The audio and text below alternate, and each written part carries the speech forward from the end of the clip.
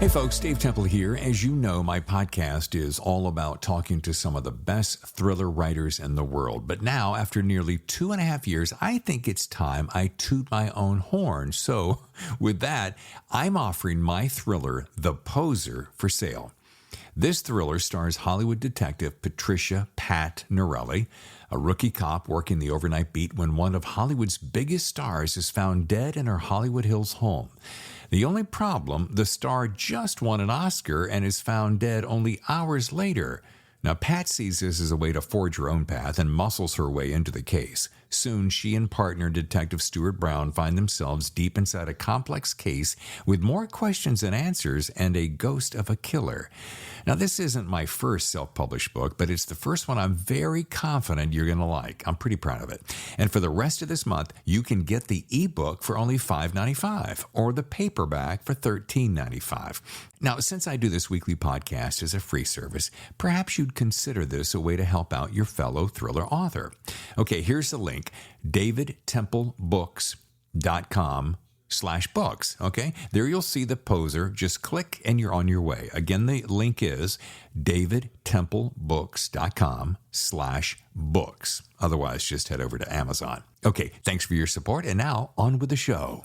Welcome to another bonus edition of The Thriller Zone. I'm your host, David Temple. As I mentioned last Tuesday, I'm making available to listeners of The Thriller Zone the audiobook version of my thriller, The Poser, starring rookie detective Pat Norelli. So what do you say we get into The Thriller Zone with chapters 26 to 50 of The Poser?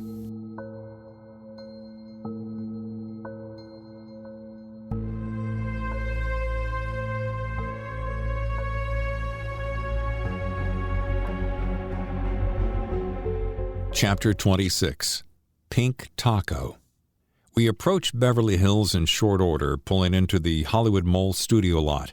Stuart ran in for a snack and a soda at the 7-Eleven next door, while I stayed put chomping on a bunk breaker bar and sipping at water. I turned on the radio just in time to catch the Eagles singing Hotel California. I found it interesting how we were parked on Sunset Boulevard facing Chateau Marmont, a hotel that had always made me think of their album cover. Watching construction trucks enter and exit the lot, I tapped the steering wheel to the beat of the song. According to a small billboard at the entrance, the studios were in the middle of a major renovation, transforming the recent Pink Taco restaurant into a state-of-the-art broadcast facility. The building's prior life was Wolfgang Puck's original Spago, better known as the place Swifty Lazar held his world-renowned post-Oscar parties. Scanning the action, I wondered where Bobby's car was parked. From my vantage point, I could see the main entrance where we saw Bobby hit whom we assume was a co-worker. I spotted cameras in the upper corners of the building entrance and thought of Carrie and Jessica, wondering if either of them were in that video. Observing people enter and exit the building, I was surprised at how many fit the description of the woman in the video. Not able to suppress my need to snoop, I backed out of the visitor section and pulled around to the employee lot. Since the back half of the building was still experiencing renovations, I counted on traffic being increased. Plus, the gate was locked in the up position, the guard looked well over 60, and he appeared distracted by a TV screen. Thus, I was sure I had a good chance of getting in without hassle.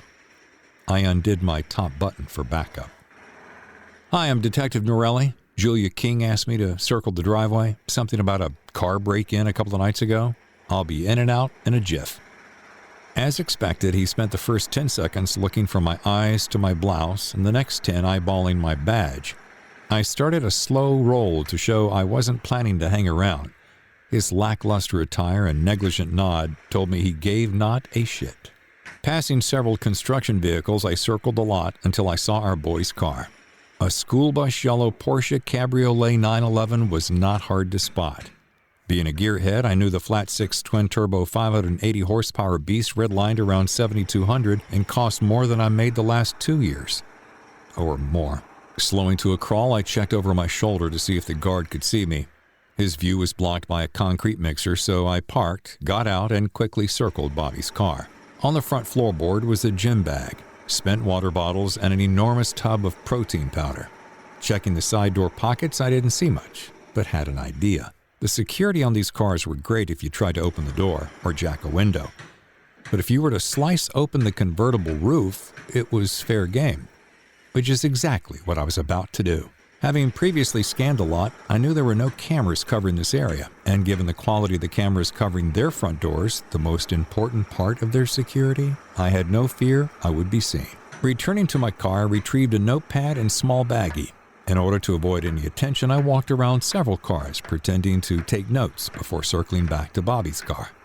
Taking a small knife from my belt, I made an insignificant slice in the edge of the roof on the passenger side. Looking at my cell phone with my left hand, I inserted a bag of evidence into the slit with my right hand and pushed it toward what would be the back seat if there were one.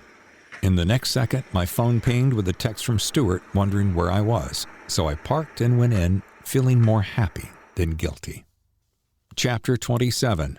Mount Everest. Entering the TV studio lobby, I found Stuart sitting atop a skinny modern couch flipping through a People magazine. He was much too large for such a small couch. The look on his face said pain.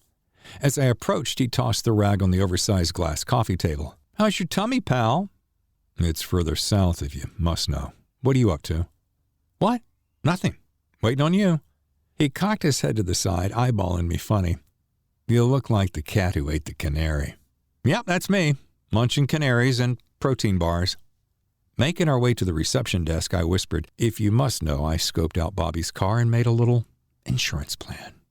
"What?" "Never you mind, and it's only backup. Anyway, let's get in and work him over. According to our friend Ms. King, HR must be present if we need to speak with him." "That's going to complicate matters." "We'll work around it. Which one do you want to play?" While he pondered, I planted a sincerely fake smile so the receptionist would know we're ready. She acknowledged and dialed her phone. He's an ape and you're a babe. Why don't we mix it up and you be the asshole?" He winked. "Perfect." Within seconds, a buttoned-up and overweight middle-aged school teacher of a woman joined us in the lobby. "Hi, I'm Janelle Everest. Bobby's been informed you're here, and we're meeting in the conference room if you'll follow me," she said, walking away without awaiting a response. "Warm bunch, huh?" Stuart said quietly. I couldn't help but notice how everyone was eyeballing us like we weren't wearing pants. "What's that about?" I mumbled. "They know you're cops," Ms. Everest said without missing a beat. We shrugged, following our tour guide into a brightly lit conference room. "Please wait here. I'll be right back. And can I assume this won't take long? We have a show to do." I bit my tongue as Stuart pleasantly said, "Yes, ma'am. We don't expect to be longer than 10 or 15 minutes. And thank you." She grew an instant fake smile and left. "Can I assume this won't take long?" I mockingly whined. "I have a buffet to devour." Stuart snorted, shaking his head. I know. I'm a bitch."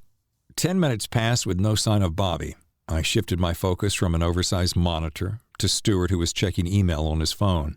I'd read every award on their glory wall and was this close to counting ceiling tiles when Miss Everest entered the room without Bobby. "I'm so sorry. Bobby's kind of the star around here, being the main director and all, so he asked if you wouldn't mind waiting just a few more minutes," she said, expressionless.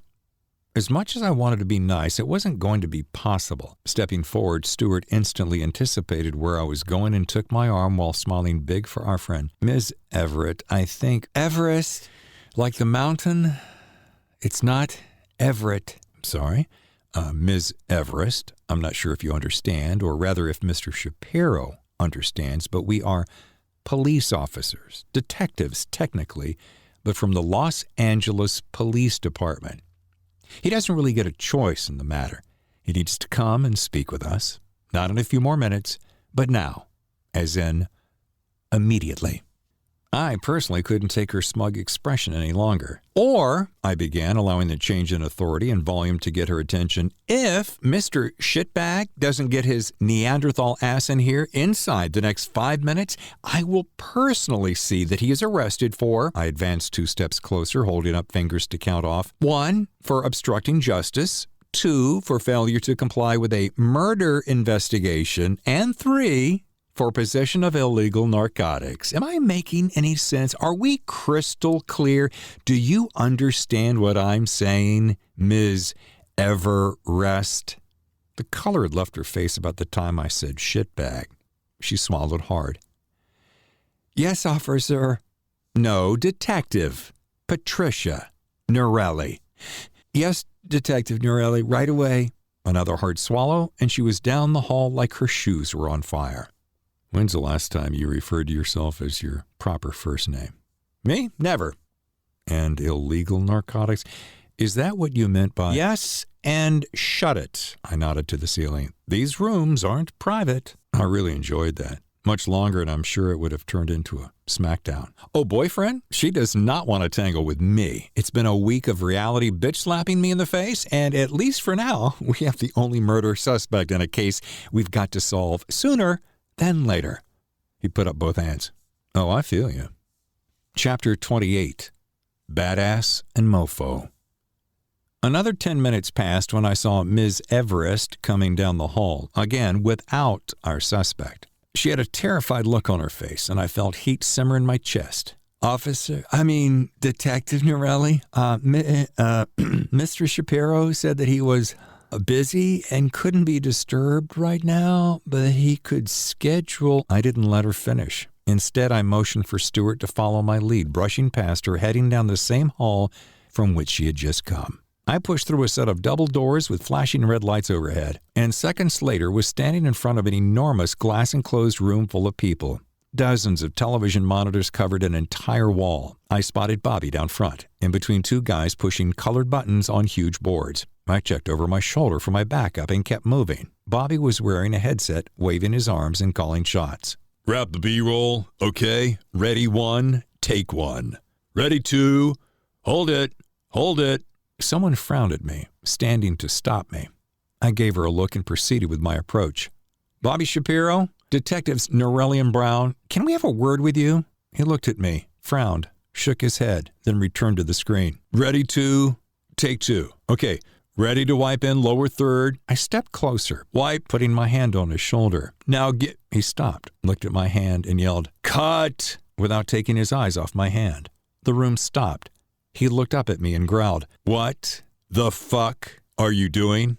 Oh, I'm conducting an investigation, I said, turning to Stuart, and we want to speak with you right now. I wasn't prepared for Bobby's size. As he stood, I estimated him at about 6'6", about 285. He reminded me of The Rock, but with hair. Can't you see I'm in the middle of a show? I told Miss Everett I could not be disturbed. As he looked in her direction, all heads followed to find her cowering behind the glass door we just entered. That's Everest, like the mountain, dumbass, and I don't give a shit what you told her. Step outside with us right now or face a world of pain. Staring me down, he said nothing. Are you catching my drift, asshole? He let out a long breath and without turning his head, said to an assistant, All right, take over. I'll be back in 5. Maybe, I said, heading to the door. Stuart hadn't said a word, and without any expression, motioned for Bobby to follow me. Back in the conference room, Bobby sat at the head of the table, posturing like he owned the place. He may have, for all I knew, but I didn't care. Stuart was on one side of the table, I the other. Doesn't even make sense why you're here wasting my time, interrupting my show. We're number 1 in the market for entertainment, you know. Entertainment gossip bullshit. Staring ahead, he didn't move a muscle of his hulking mass. What we're doing here, Mr. Shapiro, is looking at all possible leads into the murder of Ms. Meredith Johansson. And given she's the former star of this two-bit slop shop, and perhaps more importantly for this discussion, your ex-girlfriend, we thought we'd start with you. I don't know shit. That's possible. And evident, I smirked. What Detective Norelli means is it's possible you didn't kill Miss Johansson, but perhaps you know someone who did. Not a blink. Or know someone who could have a motive. No fucking clue. Mr. Shapiro, in our line of work, we're constantly looking for 2 things. You know what they are? Clues and motive. That's really pretty much it. And while we may have no clues on you yet, we certainly have motive. He slowly turned his head to me, saying nothing. I waited until enough uncomfortable silence had passed before continuing. Let's start with the fact that you and the victim were an item, on and off for nearly 2 years. That would be these past 2 years, I said, checking my notes, thanks to Carrie and Jessica, 2 co-workers who were friends with Meredith and happened to really despise you. That's old news, he mumbled, still looking ahead. I dumped her months ago. Besides, she got around. He looked back at me. A lot. Or I looked at Stuart and discreetly scratched my throat, our sign for, your turn. Stuart took a beat, pushed aside a chair that wasn't in his way, then leaned on the table, getting extremely close to Bobby's face. Bobby, there are two ways this can go. Okay? The easy way and the hard way. Now, you're making me think you're wanting it to go the hard way. However, I'm guessing you're smart enough of a man to want to pursue the easy path. Is that a fair assumption? Bobby continued staring. Stuart leaned closer. Now, I'm sure from your size, age, and strength, you could probably hurt me pretty well. That is, if you wanted or needed to. Thing is, Bobby, although I don't look like much, I'm a badass. And she, Stuart tossed his chin toward me, she's a mofo. Yeah, don't let those beauty pageant looks fool you. She could take us both out if pushed into a corner. Oddly enough, that got Bobby to shift in his seat. It was a tiny shift, but enough to let me know we were getting his attention. Now, I'm not insinuating anything illegal. That wouldn't be cool. But I want you to be aware of something, because I have a pretty good hunch the three of us, we're going to be circling around one another for the next several days, if not weeks. Am I making sense, Bobby? Bobby finally nodded. So, how about you telling me just two little things, okay? Then we'll be on our way, all right? He didn't wait for an acknowledgement. The first question, easy, is, and it's going to sound silly, but you see, it's my job to ask you, did you kill Miss Johansson this past Sunday? Now, we're not 100% positive, but it's pretty likely to have happened sometime between the hours of, say, midnight and 5 a.m. So, did you?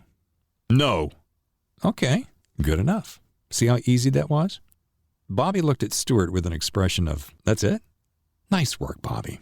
Now, this one, believe it or not, is even easier. Right? During the time you and Miss Johansson dated, those 2 years together, did you ever once hit or physically attack Ms. Johansson? No. Okay, so you never hit, slapped, pushed, or attacked her, ever. Not in any way, shape, or form. Bobby turned and stared a hole through Stuart for much too long, and then said, no, never, in any form. As the old saying went, you could hear a pin drop. Okay, Bobby, that'll do it. Thank you for being so helpful. We're sorry to have interrupted your little TV show, all right? Without any fanfare, Stuart and I looked at one another, turned, and headed for the door. We were about to exit when I stopped with a gesture of, oh, I forgot something, then walked back over to him. Hey, Bobby, before we head on out, can I ask you a personal question? And you don't have to answer if you don't want to. It's just something that's niggling at me, I said with my most charming smile. You're a really big man, and I'm guessing you're crazy strong, right? I'm not sure, but he may have flexed. How much can you bench press? Just ballpark me. 460. I looked to Stuart. Holy shit, that's impressive. That's nearly a quarter ton. For the first time since we arrived, I think I saw a tiny smile. 460 is no joke. Did you hear that, Stuart? 460. No joke. You know, my partner made a comment earlier about me being a mofo. Not really. I mean, yeah, I can probably knock someone to the ground, but certainly not you. I bet you could knock me to the ground without even breaking a sweat. It wouldn't take much, he sneered. In a flash, I wiped the aforementioned charming smile from my face and said, I bet not. That caught him off guard. Just enough. So I held his stare for the length of time I needed to decide what to do next, basically to keep him on edge. Frankly, I didn't think he was smart enough to push back. Either way, I returned my smile and reached out to shake his hand. Thanks for your time. He reluctantly obliged, trying to mask his confusion. Damn! Oh, man, that is a hell of a grip. Would not want to get on your bad side, I chuckled, smacking the side of his arm. It was as hard as I had imagined. Thanks for your time, Bobby, Stuart said with a smile. Yeah, you've been a great help. Listen, we're going to be on our way and leave you to finish your little TV show. At the door, I stopped to shake Janelle's hand. She had been silent in the corner the whole time. Thank you, Miss Everest, for your help. You two have a great day. Passing through the lobby, we smiled at people like we were just married. We were out of the building and by our car when I finally let out a long sigh. "No shit," Stewart said, taking out a handkerchief to wipe his brow. "Certainly a prime, especially the lie about his never hitting Meredith." 100%, I said, sticking out my hand. "What? Let's double check it." "Oh, right." Taking a pen from his breast pocket, he tapped a button. 2 tiny burps chirped before he clicked it again. "Happened sometime between the hours of midnight and 5 a.m., did you?" No, okay, good enough." Tapping it again, it stopped. "Okay, well, that'll come in handy later. In the meantime, let's go check on those statuettes." "Copy that, mofo." Chapter 29. Plastic Toy. To Hollywood geeks who came from all over the country to get their fill of tchotchke bullshit, it was probably utopia. To me, it was capitalistic bullshit. Nonetheless, we wanted to see if we could possibly track down the producer of the small plastic Oscar statuette we found in our murder victim's palm. We arrived at Hollywood Souvenirs in the La La Land building, I'm serious, on Hollywood Boulevard at North Orange, and parked around back in a no-parking zone. Walking around to the front, we were instantly bombarded by dozens of starry-eyed tourists scurrying along the boulevard like ants on hot pavement. Stewart caught me shaking my head. "What's up?" "I just wonder how we became so addicted to so much crap." "Like?" I tossed my chin toward the throng of humanity. "Fat tourists wearing T-shirts with obnoxious quotes, people in baggy sweats and flip-flops, no matter where they are, and all sucking on overpriced 600-calorie drinks of caffeine and sugar while snapping selfies of every move they make." Stu stared at me for a full solid beat before saying, "I see you've given this some thought." "Yeah." Making our way into the entrance, our senses were bombarded again, this time with bright lights, loud music, and burnt popcorn. Looks like Costco and Target had sex in a Hollywood alley. Where do you come up with that stuff? And we're looking for a man named Charlie Wong. My expression, "Are you kidding?" While Stewart stopped a clerk to let the manager know we were here, I was distracted by a replica of Elvis's 1959 Cadillac. It's not original, you know. "Really?" Minutes later, we were on one floor above the madness, looking out at a near acre of Hollywood paraphernalia. "Has to be a tourist wet dream, huh?" I asked the manager as a way to get the conversation started. "And this is just one of our stores. We have 2 more, one about 10 blocks away and another in the valley." "Good for you," I said, removing the statue from a pocket. We're here to track this down." Mr. Wong took a pair of glasses from the pocket of his neatly pressed Guyaberas as I removed it from the evidence bag. After examining it for nearly a tenth of a second, he said, "I'm sorry, I won't be much help. That is, if you think you have something unique here." "Why is that?" Stewart asked. "Dime a dozen.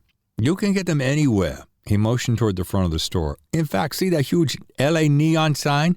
There are literally thousands of them stacked up that entire wall. And that's just this store, and just my chain. That doesn't count the rest of the guys in this city trying to sell the same crap, and certainly doesn't count online stores who import and sell these by the millions for every Oscar party in the free world." We thanked Mr. Wong for his time, gave him our card, and left. Back at the car, Stewart sighed, "Can you say dead end?" Halfway back to the precinct, my cell phone rang. It was Captain Nelson. "Detective Norelli?" Of course it is. Who else would it be? Never mind. Find a shrink yet? I put him on speakerphone so Stewart could enjoy. Yes, sir. Actually, I did.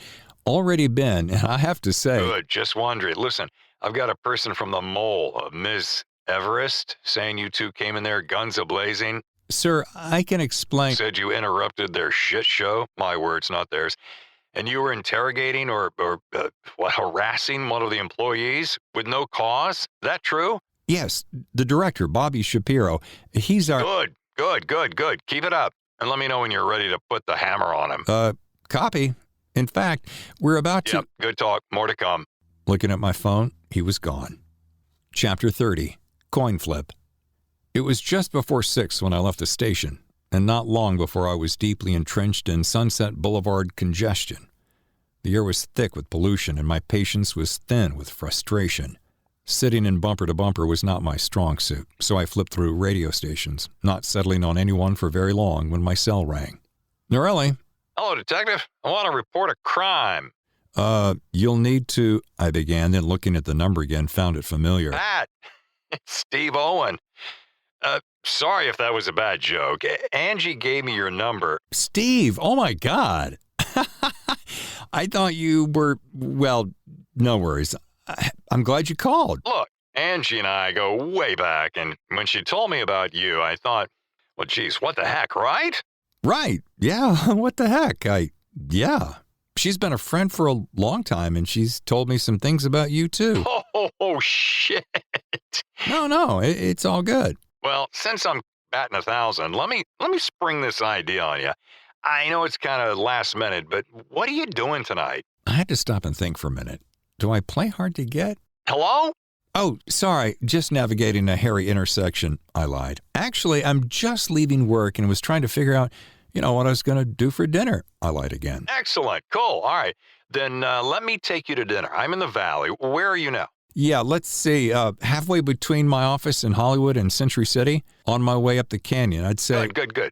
Let me interrupt. I'm just getting on the 405. I'm going to text you a place as soon as we hang up. Follow that, and you won't be sorry. Trust me now.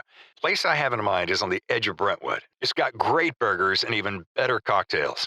I enjoyed the smile I found spreading across my face. Well, then I'm all in. Great. You and I should get there about the same time.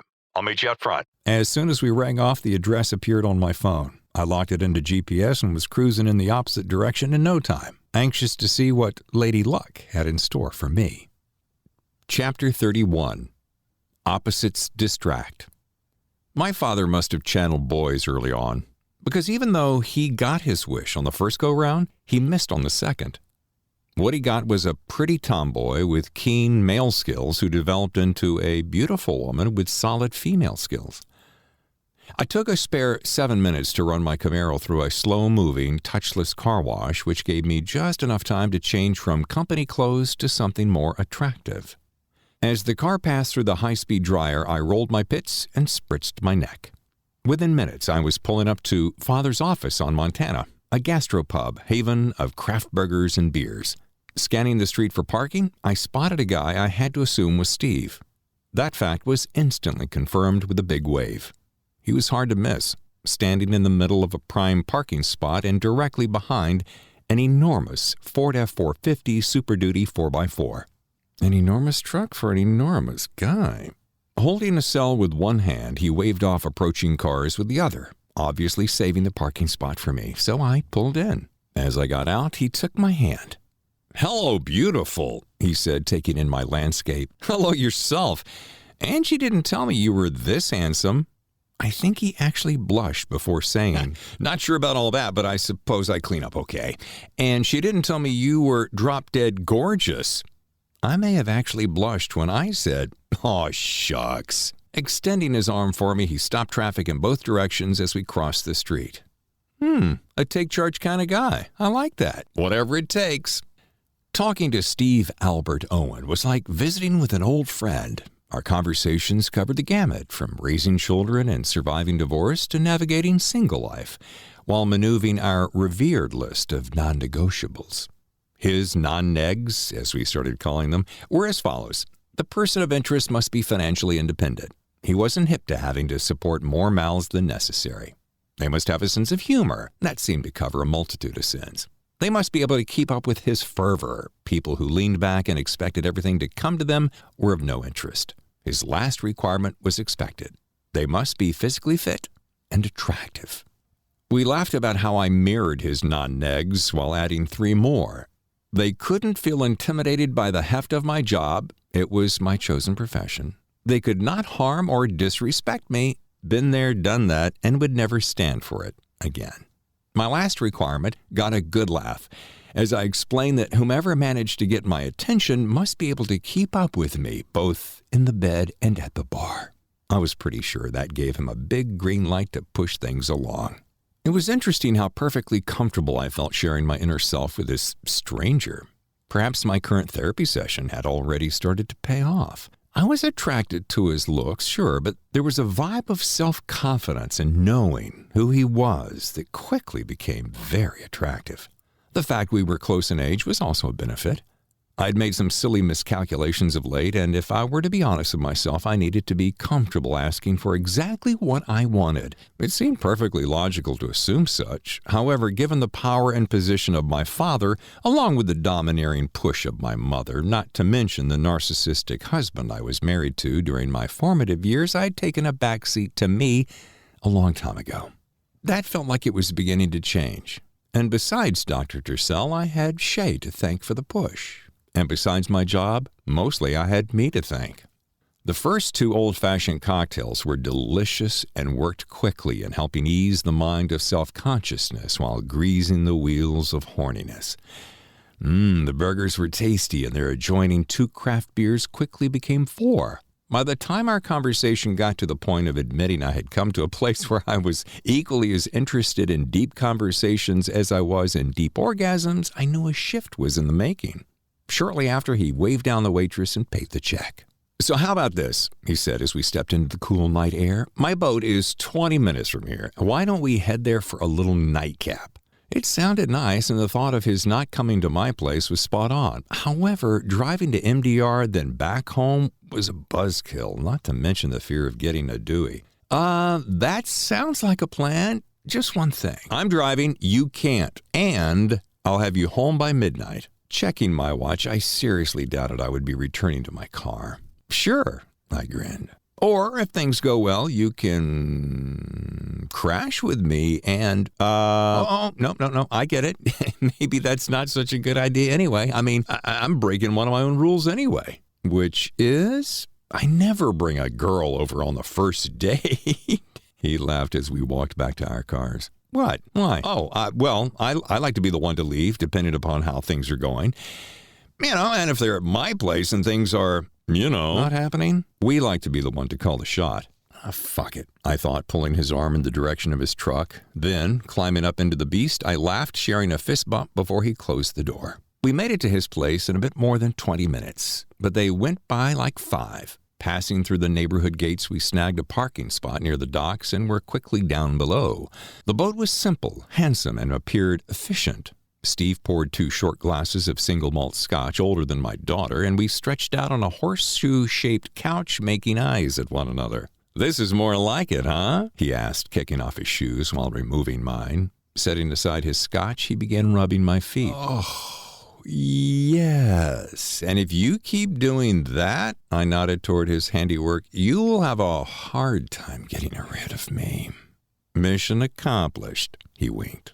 "Do you spend this much attention on all your girls?" Grinning, he said, "Actually, never." This could be a first, I thought. I actually believe you. It wasn't long before we were half naked and making out like high schoolers. It had been a long time since I was with a man who spent more time making sure I was being pleasured than the other way around. And it was pure pleasure. Watching him tower over me was incredibly hot. The muscles in his arms and chest were solid and impressive. His eye contact was intoxicating. And his tongue, wherever it went, knew exactly what it was doing. If there's a trophy for that, he just won. Chapter 32. Phantom Pain. Watching the twinkling lights, he sat in the dark and marveled at the patterns and colors of such a corrupt landscape. The city, like so many of the images on the big screen, was fake, built upon a facade. The humanity just players on a stage. And all those stages, silver, black, and the tiny ones, which never left their owners' palms, was an entire universe designed for one purpose: creating alternate and fictional worlds. While a small percentage were extremely wealthy and a slightly larger group were quite wealthy, the remaining majority was barely wealthy, slaving away only to make ends barely meet. Their hopes of scoring it big and marking their place in history often held only a sliver of hope. While others were self-serving, he served his fellow man. His pursuits were noble, not narcissistic. His goals beneficial, not banal. Fortunately, his lineage placed him in an elevated society, but it was his sole determination to be the best at what he did that would guarantee his indelible mark. And for now, that mark was dark. I'm an artist who creates beauty from ugliness. He could hear the siren song of lust in the distance, the tune sweet and haunting, like a whisper from a lover's throat. He became aroused as he imagined smelling his lover's perfumed neck, feeling her warm skin and tasting her wet tongue and other parts. What had taken months to orchestrate was over in an instant, and with it a shivering passion, a feeling so raw and overpowering, he feared he couldn't control himself. The longing to feel that control again pulled him toward the darkness, and as much as he fought, his power to control it dissipated like the twinkling lights. I must have another. Chapter 33. Hot Damn. An hour later, I was awakened by a distant, gurgling noise. Alarmed, I quickly sat up in bed, trying to place it. It was Steve. He was snoring. Holy shit, that's loud. What is it? You. What? You were snoring so loud, I think you woke the fish. Funny, he said, sitting on the side of the bed, rubbing his face. In my haze, I wasn't sure what to do next. Checking my watch, I saw it was way too late, and I felt caught in that space between rolling over to sleep off the booze and impending headache or get up and face the music. Sorry, I guess I had more than I thought. Ditto, I said. I only snore when I get hammered. Chuckling, I said, no biggie, I do the same thing. Maybe not quite as loud. Right, he smirked, checking his watch, then taking empty glasses to the sink. Guess I should be getting you back. And there it was. Our sweet romance diminished to a quickie. I decided to go with it, taking the disruption as a sign. Besides, I figured if this had a chance of going anywhere, we could pick up where we left off. Getting dressed, I tried to retain levity. You know, for such a big guy, it's a pretty small boat, isn't it? Whipping his head around, a frown cracked his brow. What? I mean, you have an enormous truck, a huge, I nod toward his crotch. But, did you say small boat? He asked, not waiting for an answer. You have any idea how much this thing cost? Seems I had accidentally hit the nerve of a prideful man who was much too drunk while I was much too self-conscious. Okay, that was, sorry, I was kidding, I said, pushing him aside. Bending over to grab my panties, I must have pushed harder than I thought because he lost his balance and fell backwards over the edge of the couch. Instinctively, he reached out to catch himself, but inadvertently, and unfortunately, pushed me back, a move which caught me off guard, causing me to fall backwards. And spinning at the last second, my cheek met the corner of the dining room table. Fuck! I shouted, falling to the floor. Reaching for my face, I felt blood and could feel the swelling begin instantly. Holy shit! He shouted, coming to my rescue. I'm so sorry, Patty. Damn, I didn't realize that I'd pushing his hand away, I barked. Can you get me a wet cloth? Please, maybe some ice? Immediately, he grabbed a damp towel from the sink. That was stupid, and oh my God, it was accidental. I didn't mean. I'm so sorry. Sometimes it was just a reaction. I'm sorry. My mind raced back to my ex-husband when, on more than several occasions, Billy just had a reaction with a backhand or shove. It always ended up doing more damage than he had accidentally meant to cause. And that was always followed up by a reason why it happened, but never an explanation why it wouldn't stop. I'm sure the swelling won't be too bad, I said, taking the compress from my cheek. Right? His grimace said otherwise. Well, that's not a good look. Neither is that. Oh, now it's your turn to be funny. Hold tight. I'll run to a neighbor's boat. No, seriously, it's... Hold on, he's out of town. Look, he has plenty of ice. Besides, his is bigger than mine. He grinned. Before I could stop him, he was gone. Be right back. Nice. What dumb luck. Waiting for him to return, I looked around. A frosted glass cupboard with a dangling unlocked padlock caught my attention. And being a detective, I had to take a peek. Inside was a Sig Sauer P227 45 ACP, a Glock 9mm, a Smith & Wesson 357 revolver, a P238 concealed carry SIG, and an AR-15 on the top shelf. The ammunition was on the next shelf, and on the bottom, an elaborate wooden box. Curiosity being what it is, I opened the box.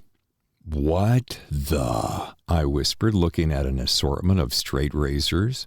Several had bone handles, one a titanium handle and another a pearl handle. All were bright and shiny except one, which had an extra long blade and was covered in blood, lying atop a rag. My mind raced to Meredith. I saw her neck in the pool of blood. My stomach tightened and my heart raced as my imagination kicked into hyperspeed. What are you doing? Startled, I shut the door and spun around. It was instinct, but appeared silly. His look was stern, but appeared menacing. Sorry, I was, looking for another towel, I said, removing the one from my cheek, showing him the bloody remains. Here, he fumbled, taking the towel from me and rinsing it in the sink. Wringing it out, he filled it with ice from a large plastic bag, then handed it to me, following my glance toward the cupboard. They're all registered. The awkward silence was broken by the sound of breaking glass several boats away. It startled me, but he didn't flinch. All right. Look, I was in the Marines, Camp Pendleton. Old habits die hard, shit like that, he said, staring past me at nothing. And I like to keep heat nearby. Part of my prep for when the shit hits the fan. Nodding again, I pushed the silence. And it will, someday. Quite a collection of razors. The awkward silence made me weary. Yeah, well, my grandfather was a barber. His will left his collection of razors to my dad, who always shaved with a straight razor until he got older. When his hands started to shake, he gave them to me. I couldn't help but look at his thick beard. Stroking it, he said, well, yeah, right. I mean, when I shave, I use one, or more of them. My head was pounding, my cheek was throbbing, and all I could think was, I want to go home. And the blood? Huh? He asked, looking clueless. On the razor. And the towel. Oh, yeah, I was gutting fish this morning. They're a lot sharper than the fillet knife I dropped overboard. Goes through flesh like warm butter. I instantly shuddered at the thought. Okay, I've got to get home. Early day tomorrow, I said, looking for my purse. As he grabbed it from the floor in the corner, I saw a scratch on the side of his neck, one I didn't recall seeing earlier. Hey, what happened here? Did I do that? Touching it, he said. Damn cat. You don't have a cat? The Manhattan Beach property I told you about? The one Angie wants me to fix for you? Right? The last family bounced and left 3 cats behind. Evidently, one was hiding in a closet. So, when I went to pull the doors off, it jumped off the shelf and got me, I guess. I hate cats. Yeah, me too. But they're gone now. My mind flashed back to Meredith. I imagined her putting up a fight with her attacker. Come on, why not sleep it off here? I'll take you back to your car first thing, No, that's really fine, really. Hell, earlier than first thing if you like. How about it? Nah, it's been fun, really, and interesting. But I need to be fresh. Got a stacked day tomorrow. Today, you mean? Right. Chapter 34. Swingin' Dicks. The 24-hour fitness was packed at such an early hour. Bobby Shapiro and his gym rat pal Chris Banyan spent nearly as much time gawking at girls as they did lifting the lead. With each plate added, their testosterone rose, while their IQs dipped. Both men sweated and grunted as though the higher the volume, the greater their strength. After a particularly heavy lift in which Bobby clean-jerked 400 pounds, he goaded Chris to match it. Bobby had 4 inches in height and 30-plus pounds of body mass over his partner, so Chris lost the lift because of insufficient strength, but gained the attention of a woman across the room thanks to his supermodel smile. Taking a swallow of a colored concoction from a stainless steel sports bottle, Chris said, "See that blonde across the room?"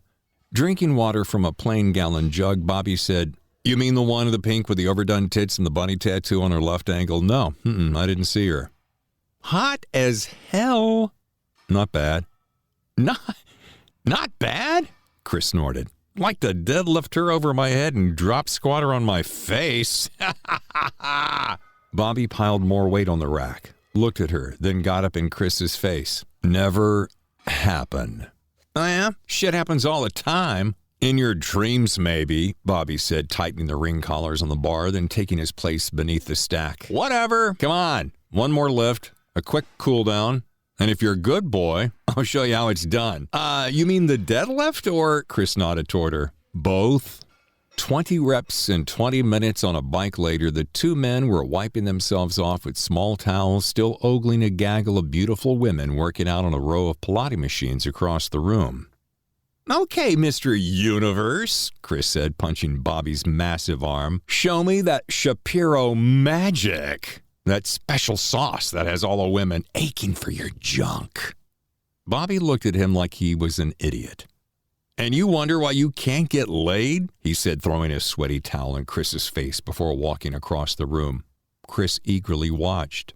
Less than 3 minutes had passed when Bobby returned, smirking at Chris the entire distance of the room. "And?" "Yeah, 392-6001. "Shit! What did you say?"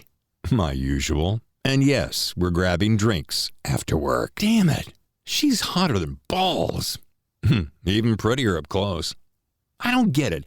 I'm better looking than you, but you're a geek with no game, and I'm just the opposite."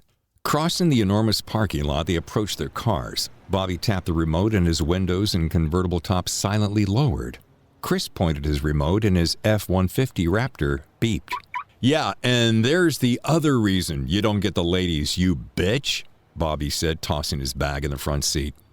"Girls dig it, bro, especially the long bed," Chris said, tossing his bag in the back. "Yeah, keep telling yourself that, fuckface." Bobby polished his sunglasses before putting them on. "I'm out. Punished you enough for one day." Chris was pissed. First, he got beat in their lifting competition for the umpteenth time. Then he had to watch Bobby effortlessly snag another girl. And to finish it off, Bobby rubbed his face in his choice of vehicles. Knowing Bobby's weakness, he went in for the kill. Hey, bonehead, want to win back that 15 grand you lost in poker last week?" Bobby stopped, peered over his sunglasses. "Love to, you cheating prick." "I didn't cheat, you just suck at poker is all." Bobby stared. Chris waited. "Yeah, what's the bet?" "What's your name?" Chris nodded toward the club. "You know, the girl, Elizabeth Conroy, some hoity-toity socialite. It was a layup, dude, come on." Still pissed, Chris just stared. "Come on, what's the bet? I gotta get to work, dude." Chris approached. "Rough her up. Give me some pictures," Chris said through a cold stare. "And I'll give you the 15 large back." Bobby frowned. "I'm fucking whack, dude, but you're insane," he snorted, starting to get in his car. Hey, all it takes is some nasty photos and get as whacked as you want." He hadn't spent the money he won from Bobby and had more than enough to cover any bet they made. His position at Blackridge Capital was solid and the hedge fund business was booming. Also, besides being a rising star, he knew exactly how to make his money back, even after paying it to Bobby. Chris understood several things about his warped friend. First, he didn't like to lose at anything.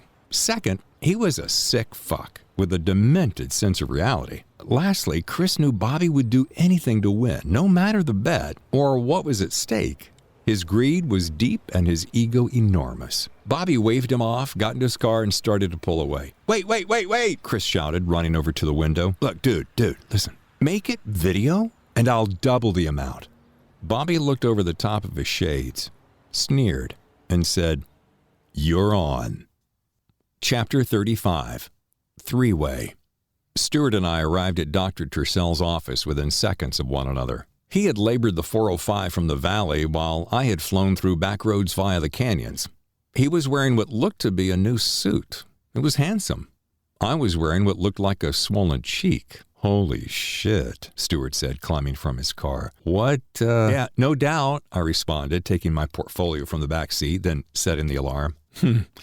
"Just hope the other gal looks worse. And I hope this won't get any more attention than that. Seriously, it looks like..." "Can we save that for later? Today's meeting with Tercell is pretty important, and you'll hear all about the liaison later. Promise." "Copy that." "By the way, nice suit. Job interview?" Funny. And no, the wife went shopping. The waiting room was a nice respite from the noisy outdoors. The quiet music helped to defray stress and quiet one's mind. However, today we would be looking to push hard in order to make some progress. Sitting at stoplights on my commute, I was able to check email on my phone. I saw the captain was making noises about starting to tie up loose ends and finding solutions which hadn't been considered yet. I was sure he was getting heat from upstairs. Shit, dude, we're just getting started, I thought, trying to quiet my monkey mind. Damn, girl, this place is fancy. I smacked his thigh. The room was so quiet it seemed to echo. Ow. Stop it or I'll give you something to whine about, I winked. See, you like that, Russia, don't you? As the door opened, Dr. Tercel greeted us with a warm smile and a friendly handshake. Pleasantries were shared as we settled into his office, where coffee was served by an assistant I hadn't seen before. She was young, pretty, and quickly disappeared. Detective Norelli, what on earth happened to your cheek? Just working out with a colleague. She kicked me in the face. Looks worse than it really is. He let it go, so I smiled and turned to Stuart. Before our meeting, we decided it would be best if he led the discussions. Given I was currently Tercel's client, it made the most sense. So, how may I be of service? Tercel said, looking from me to Stuart. Well, it's pretty straightforward. We're making our way to meet with any and all people who knew Ms. Johansson, and today we'd like to discuss your relationship, both professional and personal, with Meredith. It felt different being on this side of the couch, asking the therapist about his world instead of his probing into mine. And before you begin, Stuart added, let me assure you that given the recent demise of your client, you can feel perfectly comfortable divulging any and all information you have, which could potentially assist in our learning more about her. Before Tercel could start, Stuart produced a document from his sport coat pocket. And sorry to interrupt right after I begin, but I want you to feel confident we're abiding by all the rules. Stuart stood, handing Tercel the document. I see that, Tercel said, reading the paper. Not exactly a subpoena, he continued to read. And gives you full access to all my notes and her records. Stuart smiled and nodded. Another several moments passed before Tercel placed the document in his desk drawer. Looks to be in order now. Detective Brown, your partner tells me your person of interest, my client, actually committed suicide. We both nod. However, my assumption, perhaps better stated, my intuition tells me you believe this is otherwise. Is that, safe to assume? Personally, we believe it's a case of murder. However, we are required to expose every potential angle we can think of. Absolutely. There was a suicide note. Whether or not it was actually written and signed by her, it's an entirely different thing. I see.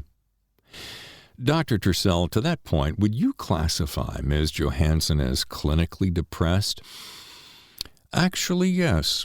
Quite easily, she was depressed. In fact, in just the last several months, I saw a downward spiral in her moods. She would often cancel appointments, often at the last moment. Other times, she would volley between crying for much of a session and having outbursts of anger. Stuart wrote in his pad. And don't get me wrong, he said, looking at both of us. She was a lovely gal, inside and out. Had an enormous heart. Seriously, would do anything for anyone she met.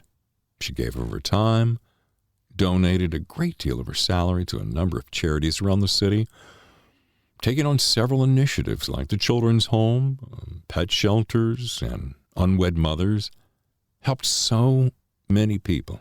It was beautiful to watch. After a long silence, he wiped an eye and shook his head. She was one of the good ones. How's that, Doctor?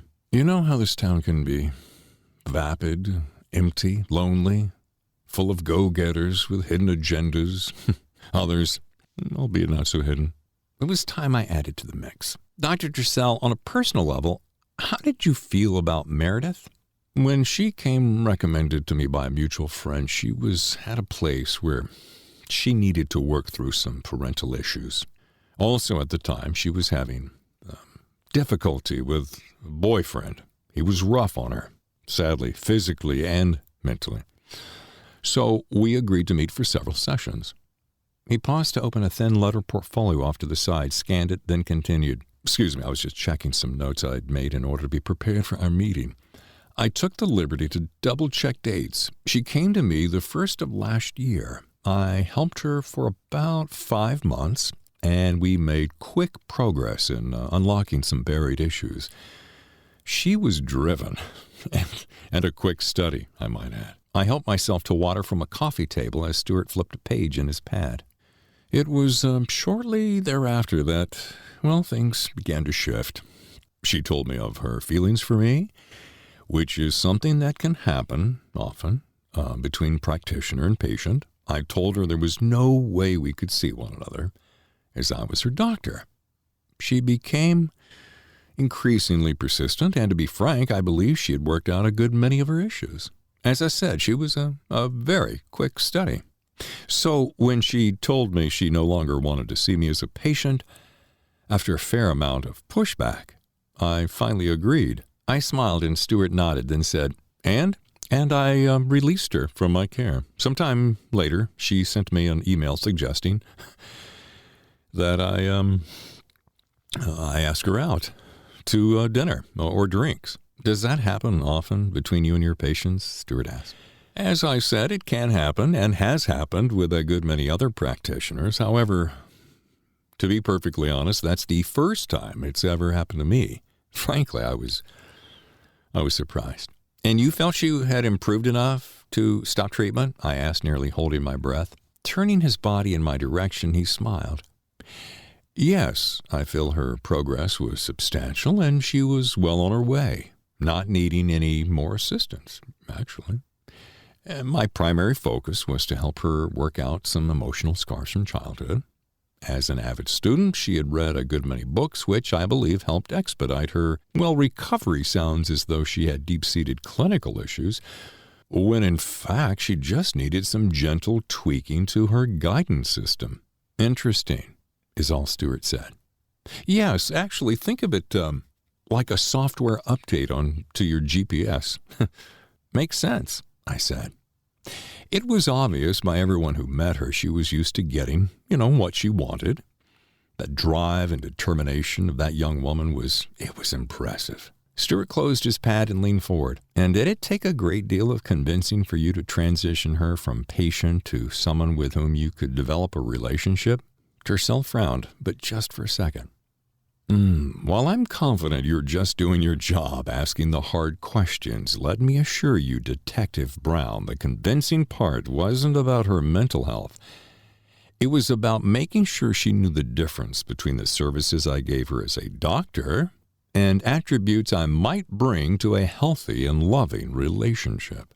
And do you— Please excuse me just a moment, Detective Norelli, but I want to clarify something. We went out perhaps a dozen or so times, but we quickly realized there was simply too much difference between us. It wasn't as much about age, perhaps a decade between us, as it was about life experience. I'd heard this before. Hell, I loved it. She was obsessed with her documentary film. I mean, she had been reaching for an Oscar for well more than a decade. He brushed a speck of lint from his slacks. Frankly, I think it was I who grew tired of competing with her work. As he looked out the window, Stuart and I exchanged looks. I glanced at my watch, and Tercel stood to get a bottle of water from across the room. I'm parched. May I get either of you some water? No, thank you, Stuart replied. Actually, we're almost done here. Perhaps another question or two, and we'll be on our way, Doctor. Take all the time you need. I'm here to help, he said, returning to his chair. And for the record, Stuart began, and as I had said earlier, neither Detective Norelli nor myself believe this was a suicide. This mainly because we have a problem believing a woman could cut her own throat in that fashion. Cut her wrists in a bathtub, that's a different story. But then, who knows what goes on in the mind of someone who wants out? Well put, Detective. And I see your reasoning. As you said, who knows what one will do when pushed too far, Tercel said to the floor. His somber expression felt genuine, and I had to admit, hearing the opinions of a professional certainly gave me reason to consider things differently. Looking up, he said, not only did Meredith foster deep-seated resentment toward her father, who unfortunately was a drunk and abusive parent, but she repeated similar patterns by searching for those same characteristics in her relationships. How's that? I asked. What specifically? You mentioned repeating similar patterns. Now, during our investigation, we've spoken with people who have witnessed similar behaviors. In fact, someone she was close to acted much like her father. Bobby Shapiro. Stuart and I glanced at one another before he said, We've spoken to him, and he said he never hit her. But her co-workers, they say otherwise. Bobby has issues. It's quite obvious. He's full of aggression. And Meredith, while drawn to him, actually feared him. Do you think it's possible, I hesitated, that he drove her to it? Do I believe she was capable of taking her own life? Yes. Is it possible Bobby was responsible? Stopping, he stared at his hands like he was choosing a response. I don't know, and given I've seen him before because of doctor and patient privacy, I really can't say. Scribbling, Stewart said, "Just one more question, Dr. Tercel. You mentioned emotional scars from childhood. Besides the abusive father, what else was there?" Tercel's expression said, where do I begin?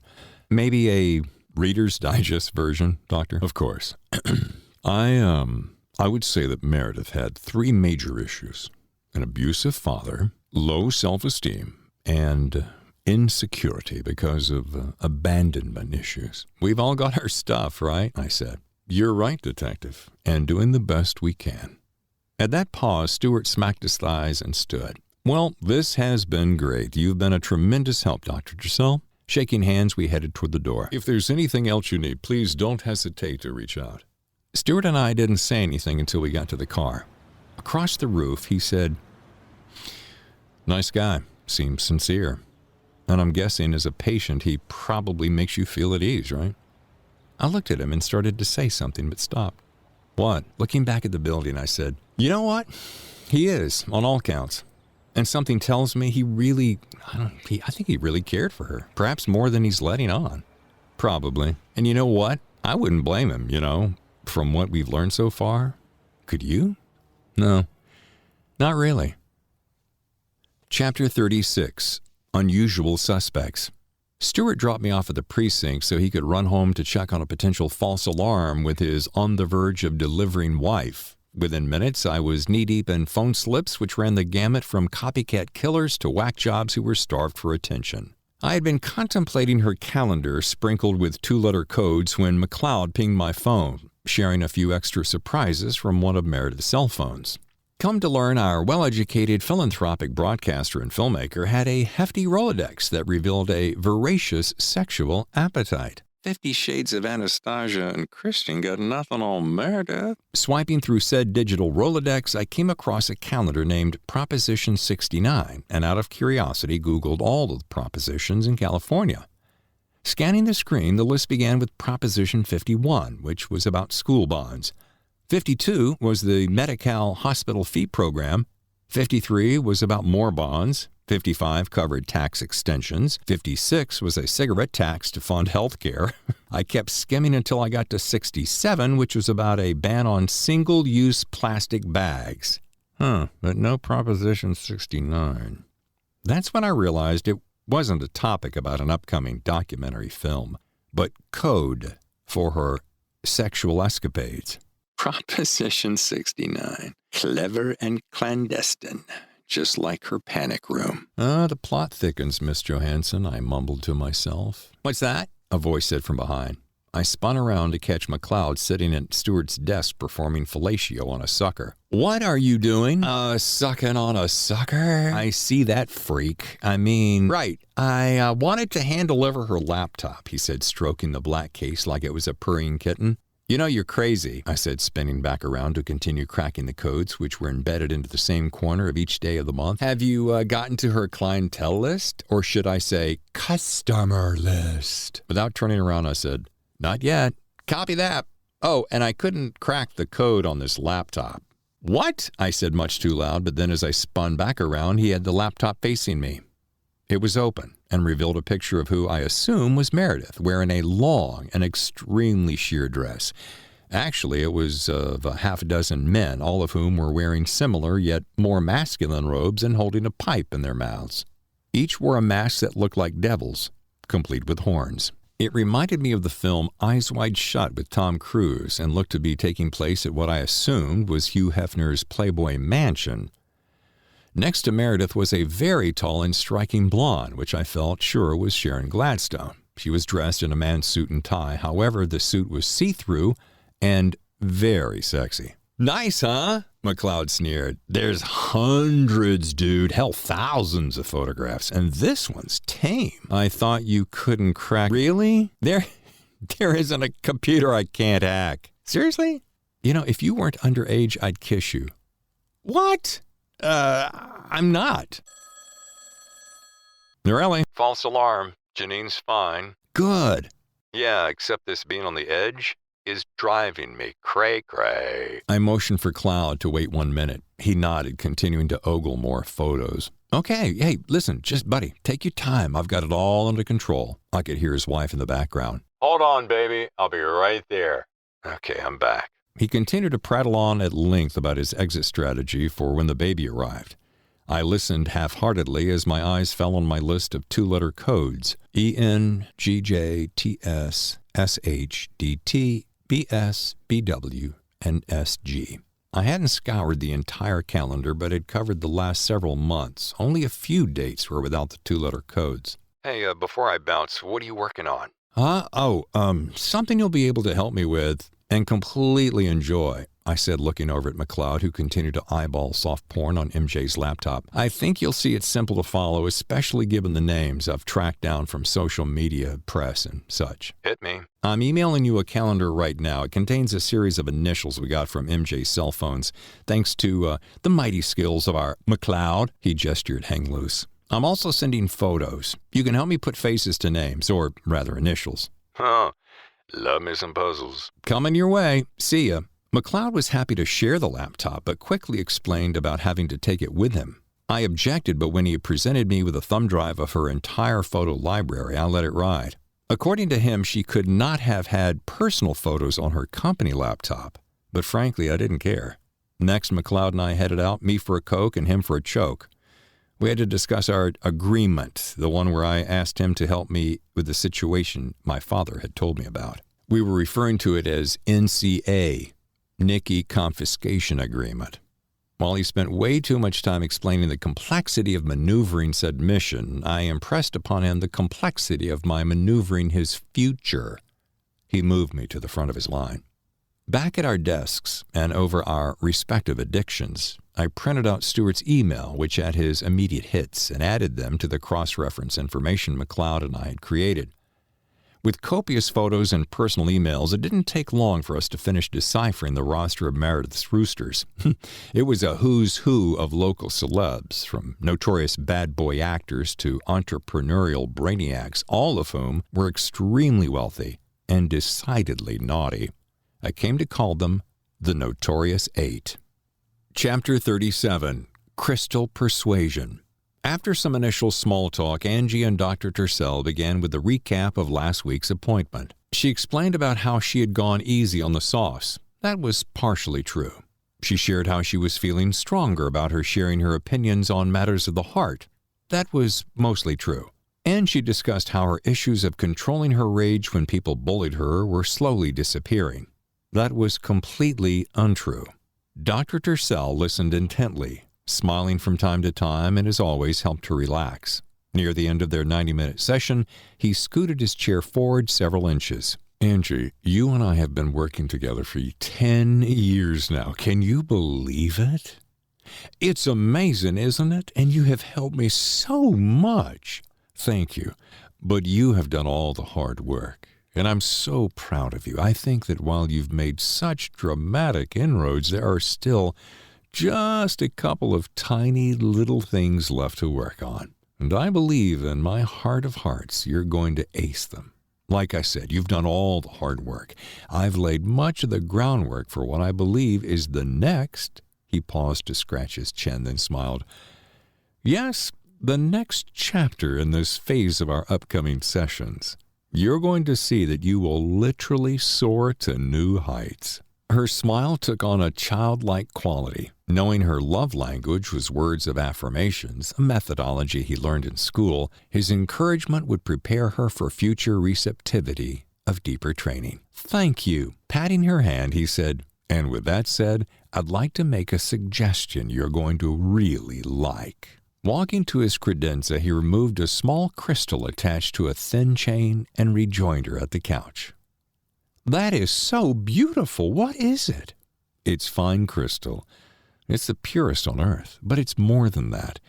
It's a conduit, something for you to concentrate on while we discuss a couple of things before our session comes to a close. I'm all ears. Of course you are. And are you familiar with a practice called hypnotherapy? She frowned. I've heard of hypnosis. Hypnotherapy is basically hypnosis. Good, but easier to understand. It's completely safe and very effective in jumping over any little last hurdles that may stand in one's way. Make sense? I think so. Think of it this way. Say you're a smoker and you had tried everything. Imagine being at your wit's end. You'd be willing to try just about anything to help kick that habit for good, right? Absolutely. Oh, she said with a glimmer of recognition, you're thinking hypnotherapy may help my self-confidence and anger issues, right? Exactly. And this is simply an effective tool to, let's say, steer your subconscious into working with you rather than against you. You're 100% in control. 100%. Not going to do anything crazy. Moreover, there's no secret power anyone has over you. Well, you'd never do that anyway. You're absolutely right. So let's get started, shall we? And after a few moments, trust me, you'll think you took a nice little nap. You'll feel so refreshed. She was nearly giddy with enthusiasm and instinctively took a deep breath, rolled her head around to loosen her neck, and let out a long exhale. See? You're so intuitive. I was going to ask you to do that very thing. Now, just watch this crystal as I swing it back and forth and back and forth. And just clear your mind. Remove any and all thoughts you may have. Just allow you and I to enter into this safe and sacred space with no distractions and nothing but peaceful harmony and loving good thoughts. Her shoulders relaxed as her hands fell limp in her lap. Chapter 38, Rich Boy. Our 8 potential suspects, a.k.a. my notorious 8, covered the gamut of industries, and nearly all had much less than 6 degrees of separation from the business of Hollywood. Given we faced a full day of hitting the streets, McLeod and I split up while Stewart and I met up to visit with our 3rd potential suspect, Elgin Nesbach, the founder of the solar car developer Spark. Their factory was located in Pomona, about 30 miles east of downtown Los Angeles. His company bought the Brackett Field Airport in Laverne, 10 minutes north of downtown, and transformed the old airport into a state-of-the-art facility, complete with runways that doubled as test tracks and former hangars which did double duty as assembly lines and paint bays. While Pomona was much cheaper than L.A., making the location a perfect economic fit for production, Nesbach's obsession with the sparkle of wealth and prestige put his executive offices in the epicenter of downtown L.A. The Wilshire Grand Center was located in the financial district and not only the tallest building in L.A., but the 10th tallest building in the United States, the perfect beacon to show off his global-reaching empire. After getting approved by a front desk secretary, then passed to an executive secretary for a brief quiz, we were finally handled by his personal assistant and cleared for an interview. Nesbach was on the other side of a 16-foot wall of glass talking to what appeared to be a board of directors sitting at a table long enough to fit all 3 shifts of employees in our Hollywood precinct. He only has 15 minutes, detectives, Francine Beaumont, his PA for 10 years, said with little fanfare. Thank you, Stewart said, taking a seat in the oversized chair next to the oversized coffee table in the oversized lobby. Room's big enough to play football in, I said quietly.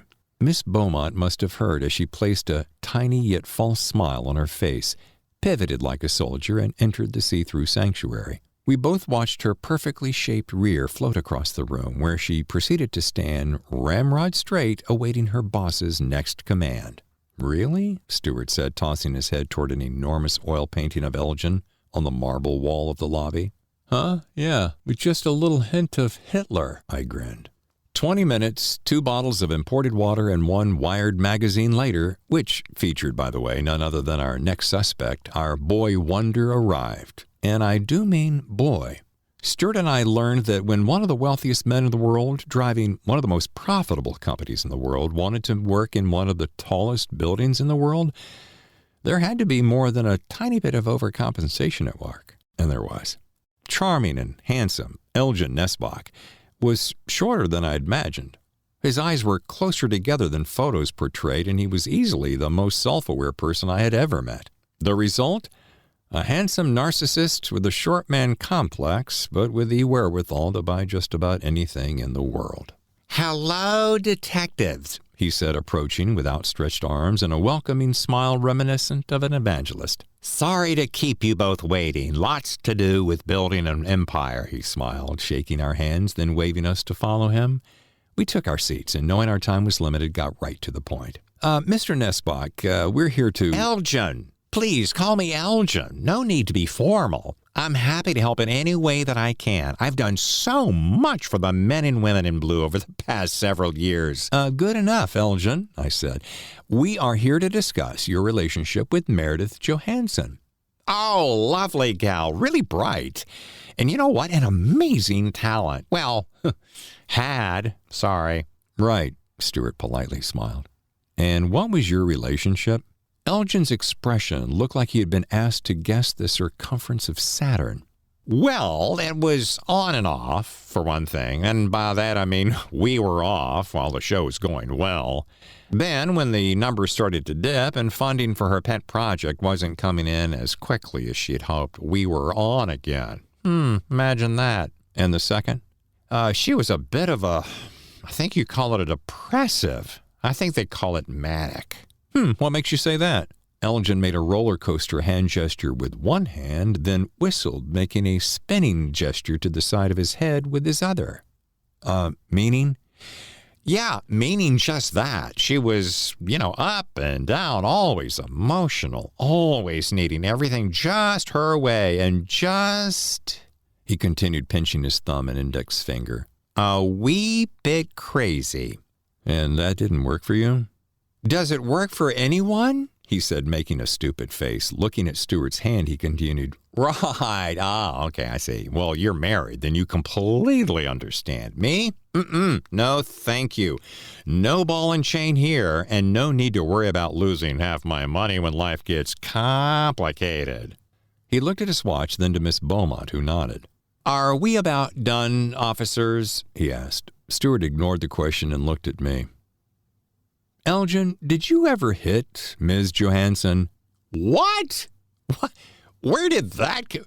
Absolutely not. I cared for her deeply, and as I said, she had many admirable qualities. How my mother even adored her," he said, pinching his eyes at the bridge of his nose, then mumbling, "and she doesn't like anybody." "So the three of you had a relationship?" With slanted eyes, he said, "What are you implying, detective?" "Just asking if you three were close, as in, were you thinking of marrying her and asking for mother's approval, or were you perhaps more like—" "I don't need my mother's approval, detective. I'm a very wealthy and powerful man and can do whatever with whomever and wherever I desire. To put it simply, when she learned I wouldn't be pushed around just because she wanted something from me, not my heart, might I add, well, then I saw the writing on the wall and exited stage right, as they say in Hollywood." My partner and I shared a glance. Elgin must have taken that pause as a sign we were done, and stood. "Now, if you'll excuse me," Stuart pointed to the chair. "Sit down, Mr. Nesbach. Please, I have just another question or two, and we will be on our way. Then you can return to doing, all your powerful things," he said, flipping a page in his notebook. Elgin snorted but obeyed. "Where were you on Sunday night?" Evidently, it was time to play the drama card again, because he stared at the ceiling like the answer was spray-painted up there.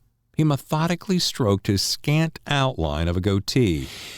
"Let's see, Oscar night. Yes, of course, I was hosting an Oscar party at my Bel Air home."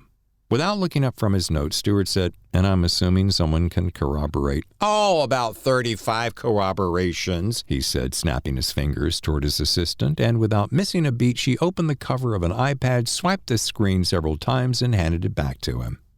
"As you'll see from this invite list, it was a veritable plethora of celebrities."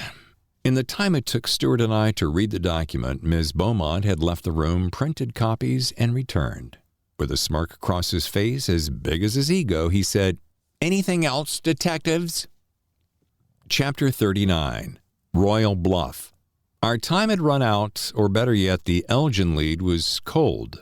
For now, anyway. So we made haste to the Hollywood Mole, where we would follow up with our favorite prime suspect. Evidently, we arrived at the same time their show planning session was about to begin.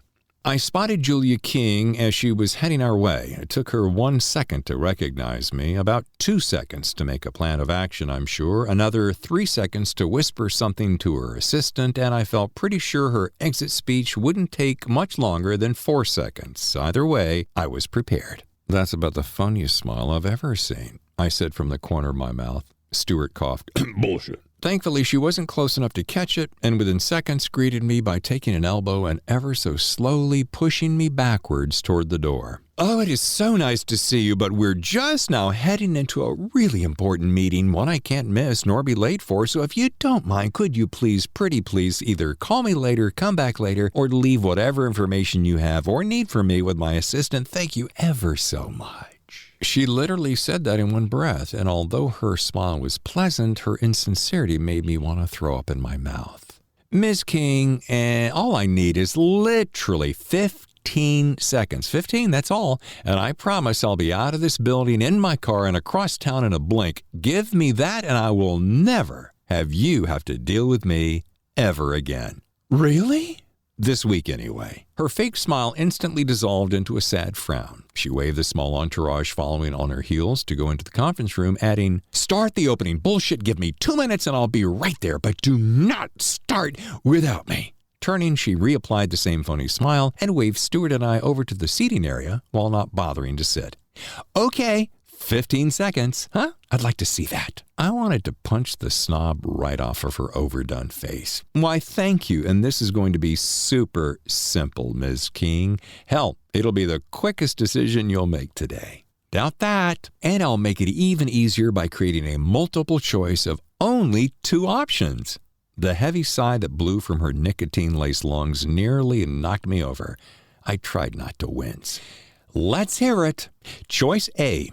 Allow us to view the security footage from your building to include the front, rear, and loading dock cameras covering the last 10 days. Or choice B, we go to the judge, which just so happens to be LA's most powerful judge, who would love to help us out, and we'll return with a search warrant and shut this place down and take our sweet-ass time wasting your prime time by going through every piece of footage in this entire building." Watching blood vessels pulsate on either side of her temples made me happy. The flinching jaw sent me over the moon. "Okay, fine. I'll have someone meet you here. Just give me 20 minutes and you'll..." "Nope, 5. No telling what could accidentally happen in just 20 little minutes." I could tell she wanted to punch me in the face, as much as I did her. I also knew we were talking about a very thin rope, but Stuart felt it was smart to put 2 alpha females against one another. As he said before we landed, "If nothing else, it'll be great entertainment." Fine. 5 minutes. Now, I must get to this meeting, and my assistant told me you were also looking for Mr. Shapiro. Well, as much as you'd like to harass him, today won't work. He's on location in Malibu, directing a sit-down with, well, I'm not at liberty to say, except that they're a very famous couple who steal the headlines all the time. Riveting, I'm sure. She ignored me and said, "You'll have to catch him another time." "Oh, we'll make the time," I said to Stuart. "In fact, perhaps we'll head there after we finish here." "Sounds like a plan."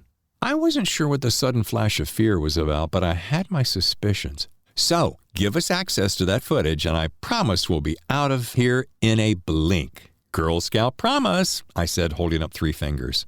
"Ugh, honor," she said, shaking her head and walking away. "What?" She stopped, spun, and said, "It's Girl Scouts honor," then turned and left. "Well, that went well, huh?" Stuart said quietly, still facing the conference room and giving the eye to some of the dimmer bulbs in the group. "Just glad she didn't go with option B. Most judges would tell me to go fuck myself for obvious reasons." "And your dad? What would he say?" Maybe not that, but close." As promised, we were escorted to a production studio library where a short dork with long hair introduced us to a cold room with many machines. He flew through a short list of do's and don'ts, then after a thorough, albeit speedy explanation pertaining to which dials to turn and which buttons not to push, looked at our glazed eyes and said, Oh, what the hell? I'll do it. An hour later, and going back a full 2 weeks, we found nothing of any importance. In fact, the video we had seen earlier was nowhere to be found. Odd, huh? Convenience, a word I'd use. Let's get out of here. If a certain someone has any inkling we're on to him, you might... Oh, I'd say we made that inkling pretty clear. True, but we'll catch up to him. Let's say we head out and shake our next suspect's tree. Chapter 40. Air Jordan. Stuart and I left the mole in time to catch up with Gray Jordan, another suspect. Gray was a life coach and motivational expert, a.k.a. performance coach. His office was in Century City, in a mid-rise tower in the shadow of the Westfield Shopping Center, at the corner of Constellation Boulevard and Avenue of the Stars, just south of Santa Monica Boulevard. The office was handsome and understated. Walls were adorned with photos of him standing with former Presidents Ronald Reagan, Clinton, and Obama. In several, he shared the stage with the likes of Tony Robbins, Sir Richard Branson, and Deepak Chopra. Other photos showed him being embraced by several single-name personalities that included Cher, Madonna, and Oprah. On another wall, bookshelves were covered with a wide array of self-help books, motivational mantras penned in glossy frames, and a variety of statues, awards, and plaques. What instantly caught my attention was the smooth, nearly seductive way he approached us. He seemed to glide as he walked, his voice as mellow as old scotch, his skin the color of caramel, and his eyes a bright green. This was also the first time I ever recalled seeing Stuart even the least bit intimidated. While they were roughly the same height, it was obvious Gray was in much better shape. He also had a polish Stuart would never have. Conversely, I would bet dollars to donuts Gray didn't have half the heart of my partner. Gray immediately put the room at ease, asking his secretary to hold all calls and inviting us into his office. She took coffee orders, then disappeared with a sincerely pleasant smile. Please come in and make yourselves comfortable, detectives. Let's sit over here and relax. Here was a cozy corner of low modern couches wrapped in soft leather and surrounded by oversized crystal lamps with black shades and soft light. The windows looked out onto Santa Monica Boulevard, nothing fancy but lots of daylight. The vibe was sophisticated, and we made small talk while his secretary served us coffee in china, then disappeared again with a smile. Now, how may I be of service? We appreciate your time and we'll keep it short. We're investigating the murder of Meredith Johansson, Stuart said with a matter-of-fact tone. Gray's forehead creased and his eyes narrowed in a display of minor shock. I thought it was suicide.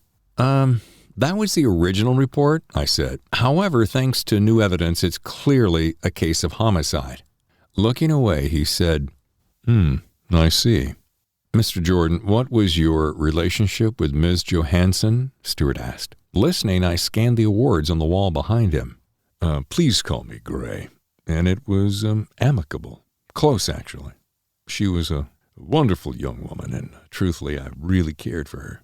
And to your point, we saw one another for a period of time. I watched for emotional triggers as he wiped a tear from both eyes, taking a deep breath while forcing a smile. How long would you say that was? I asked. And how recently? We dated for about 3 months the first time. Took a couple of months break because of our work schedules. And then dated for another 3-4 month period shortly thereafter. And that was recently. In fact, the last time I saw her, it was about 3 weeks ago. We were at a benefit in West Hollywood to raise money for a suicide crisis center. It's a program developed by a renowned therapist here in town, Darius Dressel. I tuned out for just a split second, trying to place the event. Do you know Dr. Dressel? We've met him several times, said Stuart. Then you know what a tremendous humanitarian he is.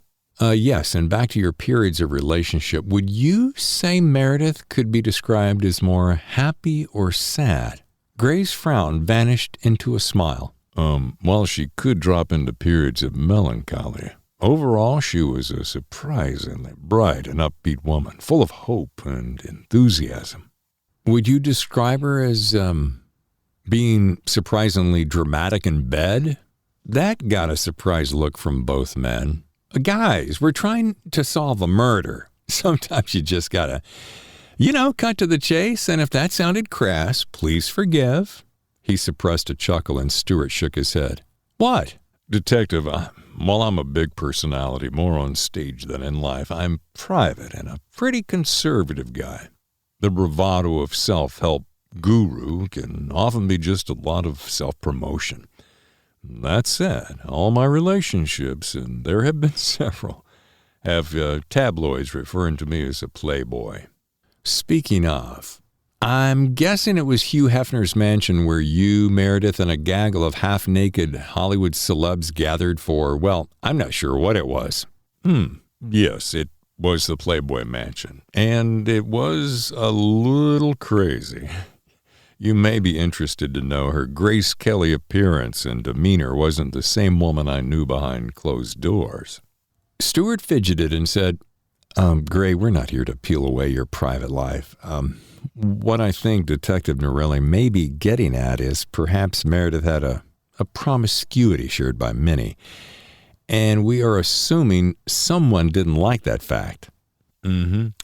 Understood. And exactly what I meant. When I learned Meredith was sharing her talents with a number of men, well, it wasn't for me. But Gray, and forgive me for being so bold, but isn't it true you've actually been linked to a number of high-profile celebrities who are, how do I put it, promiscuous? Troublemakers? Well, that's exactly what I was getting at. In fact, weren't you recently accused of physical abuse to the rap star? Bullshit. The outburst caught both of us off guard. Sorry. He blushed while adjusting his sleeves and smoothing his shirt. But frankly, it burns me up the way the press eats celebrities for breakfast, and their lies become truth just because they report it. Stewart and I stole a glance when he said, "We completely understand, and you're certainly not on trial here. We're simply looking into a short list of people who were involved with Meredith in many different capacities." Holding up both hands, he said, Right. I understand, and I know you aren't. I just want to be sure you know everything. And we appreciate your candor, Gray. Here's the truth. The entire reason we stopped seeing one another was because of her promiscuity.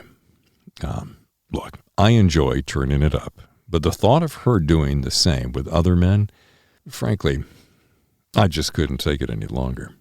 He stared at his hands. I figured if I wasn't enough, it would be best to go our separate ways. So she was a bit of a freak, I said, not able to help myself. Yeah, more than a bit. We spent a short time climbing out from his private world, discussing his days with the Lakers, and he shared some favorite quotes from some of his clients. I couldn't help but mention reading somewhere about his nickname 50 Shades. Fortunately, that gave us all a good laugh. We wrapped our conversation by asking his whereabouts on the night of the murder. I was in Manhattan at a motivational event. It was just me and a few thousand people. As we started to leave, he gave us both a copy of his recent bestseller, Start With Me, Uncovering the Real You in a False World. We made our way into the lobby where a poster caught my attention, the event he mentioned earlier. As Stewart was having him autograph his copy, I examined the poster more closely. Excuse me, Gray, but didn't you say you were speaking at this event? I said, pointing to the poster. You said it was last weekend. He looked up from signing. Correct. But that was a prior weekend, as in the one before this past weekend. His expression went from pleasant smile to deep frown. Oh, right. I'm sorry. It was last weekend. I travel so much they all run together. Understandable, I smiled. So you were back here? Yeah, I got back here, what? He stopped, turning to his secretary for confirmation. With no expression, she said, You returned late Sunday night because of Monday morning we had that luncheon with the Women's Coalition, remember? He held her gaze for what seemed a bit too long, then snapped his fingers. It completely skipped my mind. We exchanged closing pleasantries and left. We were exiting the elevator and entering the garage when Stewart broke the silence. I was digging the brother until you mentioned the discrepancy. Then something in the room seemed to shift, he said, unlocking the car. We got in and sat a minute. Yeah, but does he strike you as a killer? Doubtful. But then He tapped the book. Sometimes people have to uncover the real you in this big old false world. Yeah, word. Chapter 41. Sunny Six-Pack. In a city with more personal trainers per square mile than any other in the country, it was hard to find one who didn't brag about their secret sauce, their workout like no other, or their secret to unleash your inner beast. In Los Angeles, Sonny Six-Pack Hoffman was the #1 personal fitness trainer for the past 2 years and lived what he preached. At 48 and looking 38, the Hollywood legend got as much press about his constantly denied nip tucks as his near-perfect physique, which at 6 feet, 195 pounds of perfectly sculpted muscle made him the envy of nearly everyone his age. His clients were actors, studio execs, doctors, surgeons, therapists, bankers, and the like, who made exorbitant membership fees both per year and per session. We arrived at Sonny's home perched high above Highway 1 in Malibu to a view that was nothing less than breathtaking. Sitting squarely in one of the toniest spots in the area above Malibu Pier, the Surfrider Malibu, and Casa Escobar, it was hard not to feel pangs of envy. Pulling up the long driveway, we saw the symbols of wealth: a pool, tennis court, putting green, bocce ball court, and perfectly manicured lawns complete with organic gardens. Perhaps most impressive was the 180-degree view of prime beachfront with the opposing 180-degree view of Pepperdine to the north and acres of unpopulated canyons to the south. Stepping out of the car, I tried not to drag my jaw on the perfectly granulated gravel driveway. We approached what appeared to be a studio and workout facility where a sign read, "Temple of Fitness" over the entrance. We would later learn it was the trademark for all Sonny Hoffman brands, which included fitness, food, clothing, books, and TV shows. Parked in the circular driveway was a candy apple red 812 Ferrari. I couldn't help but gawk at the most high-performance Ferrari ever made. What made it so was a V12 engine which confirmed its moniker, super fast. Behind me, I heard Stuart clear his throat and turned to see Sonny climbing out of his Infinity Edge pool. A shapely assistant was in tow, but I couldn't pry my eyes from his chiseled chest and abs. I said, "Hello, gorgeous," just enough for Stu to hear, and we approached as he was toweling off. He reached out and shook my hand first. His crystal blue eyes sparkled as he said, "You must be Detective Norelli." Which is more sparkly, his eyes or his teeth? Yes it is. I am. Nice to meet you, Mr. Hoffman. Sonny, please, he smiled, holding my stare before turning to Stuart. And Detective Brown, welcome to my Temple of Fitness. They shook, as did my knees. We followed him toward an umbrella-covered table poolside. When the water stilled, I noticed the letters S and H painted with jewel-toned tiles on the bottom and overlapped to look like a $sign. He insisted on our having a drink and, turning to his assistant, ordered an organic jasmine and ginger-enhanced green tea for Stuart and his signature Clean Temple for me. Let's hydrate your lovely skin with vital nutrients from apple, cucumber, green pepper, orange, and aloe vera juice so you'll look and feel refreshed. Who knew my dead skin needed gooey juice to look better? While we waited for our temple restorations, we made small talk about the neighborhood, pricey, proximity to the ocean, and our length of the drive. Insane. Sonny, as I'm sure you've surmised by now, we're investigating the murder of Meredith Johansson, and we have... Just tragic, he said, shaking his head in slow motion. Yes, it is. We've learned from many of our interviews what a talented woman she was. Oh, one of the best. Kind, considerate, and beautiful. With so much to offer, he said, pinching the end of his perfect nose. We also found she was a very popular woman, and her calendar was filled with all sorts of events, from benefits and fundraisers to news and tabloid coverage. And don't forget her documentary, one she'd been working on for I don't know how long, he said. That was a significant accomplishment. Her same calendar was filled with a vast number of names, men and women, whom we feel helped bring her vision to life, I said. Among those influential people was you. Yes, he smiled. She was well-liked by many. Stuart stopped mid-sip. More than just liked. I rather we, he he said, tossing a chin toward me. Would say more along the lines of obsessed. I leaned forward. Would you share with us your relationship with Meredith? Placing his palms together like he was praying, he took a deep breath. Yes, I was involved with her. She was among the best souls I've had the pleasure of meeting while living here.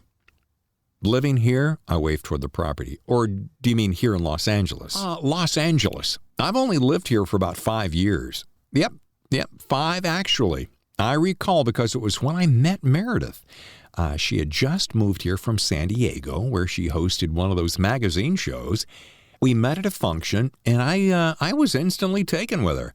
What's the best way to say it? Her naivete and seductiveness was magic. One might think they're two different things, but truly, I believe it's the synergistic combination of two personality traits which made her so alluring. We've heard a similar sentiment from others, Stuart said. I imagine so.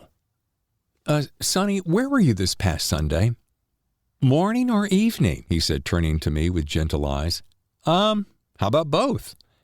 Let's see. I had just returned from the Bay Area that morning, caught an early flight after spending all Friday in meetings, and most of the day Saturday was spent at a winery in Napa.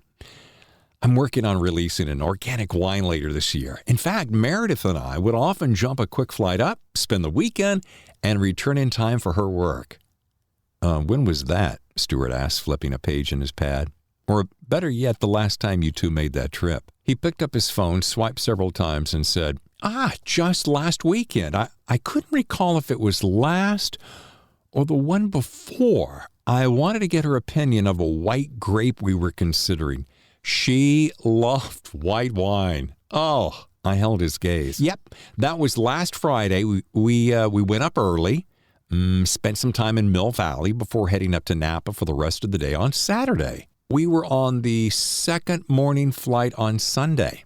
So as for Sunday night, Stuart said, yeah, I was actually here, catching my breath and preparing for a hectic week. You see, detectives, we have a new TV show I'm creating, as well as a new line of juices. So many details to take care of. Whew. And was anyone with you? He was quiet for a moment. I couldn't read his face. No, I was alone. I needed some time to recharge, gather my thoughts and such, he smiled. So you were here alone? A nod. Can anyone vouch for that? I asked. For the first time since we arrived, Sonny's face changed. It wasn't a full-blown frown, but certainly less placid. Well, since my 3 chocolate labradoodles were at the Malibu Dog Spa and my housekeeper has Sundays off, I decided to keep it chill here at TOF. My eyebrows scrunched. Oh, sorry. Temple of Fitness, like the sign says right there? As a couple, had you and Meredith been having any problems of late? Stuart asked while I locked on Pretty Boy's body language. Sonny shifted his body from facing me to facing Stuart and said, interesting. Not really. I mean, nothing more than, some of the everyday things couples go through. Like what? I asked. He shifted back to face me. Your schedule is crazy, but mine is crazier. Can we do it my way, at least just for now? Or, I know you're under a great deal of pressure, but don't take that angst out on me. Especially the kind that comes from her workplace and the people, he fidgeted. Some of them can be, what's the best way to put it, particularly troublesome. How's that? I smiled. I don't know exactly. There's one person, truth be told, actually 2, who seemed to know exactly how to push her buttons. Then she would come over to this nice zen place that I've created and just vomit angst, anger, and anxiety. I couldn't stand it. No one said anything. It got tiresome, to be honest. Breathing heavier, he added, and personally, I couldn't stand it. Her work was, it was okay, at best. But she could have done so much better, he shook his head. As in higher quality? Stuart and I held our collective breaths. Detectives, I told her a year ago to dump that station and that loser of a boyfriend. What's his name? Shapiro. What an idiot. I couldn't help but grin. He caught it. Oh, you've met him? Oh, we've met, yeah. And you're right. Piece of work. Stuart closed his notepad, drained the last of his drink, then wiped his mouth. Well, Mr. Hoffman, we certainly appreciate your time. He stood. Think nothing of it. Stuart remained seated and said, just one more question before we go. Sonny sat back down. Sure. What is it? We have to ask everyone associated with Meredith the same thing. So it's just part of the deal. So I'll just ask you, did you have anything to do with Meredith's recent demise? Sonny's face went dark. Are you asking me, Detective Brown, if I murdered Meredith? Is that what you and Detective Norelli, he said, turning his attention to me, is that what you're asking me? Someone who has done so much for people, for our community? Someone of my integrity who wants nothing more than to see people thrive and to live healthy, prosperous lives? Tell me, is that what you're asking of me? Stuart's expression said, sorry. I smiled. Please. Oh, no. For the record, no, I did not. I cared too deeply for her to ever bring her any harm, he said, making the sign of the cross. May she rest in peace. Walking to the car, I cut a sideways glance at Stuart and said, I didn't see him being a Catholic. Yeah, more of a Southern Baptist vibe, he grinned. Heading south on Highway 1, I rolled down my window and let the ocean breeze fill my lungs and clear my head. Since we only had his word for it, we weren't eager to let him off the hook. However, given his reputation as a stand-up guy, a professional in the community who actually gave a great deal to people, we would have to find more evidence. At the moment, he didn't feel right for it, but those are the ones I tend to keep an eye on. I thought it was about time to check in with McLeod, as I had a hunch he could tap into Sonny's security system. Did you see all the cameras around that spread? Yeah, I counted 10 just along the part we had access to. Really? I had 9. Right. But did you see the tiny one in the umbrella just above our heads? Your eye for detail trumps mine, partner, I'll tell you. Nah, yours is tight. That is when you're not undressing our suspects. I was not.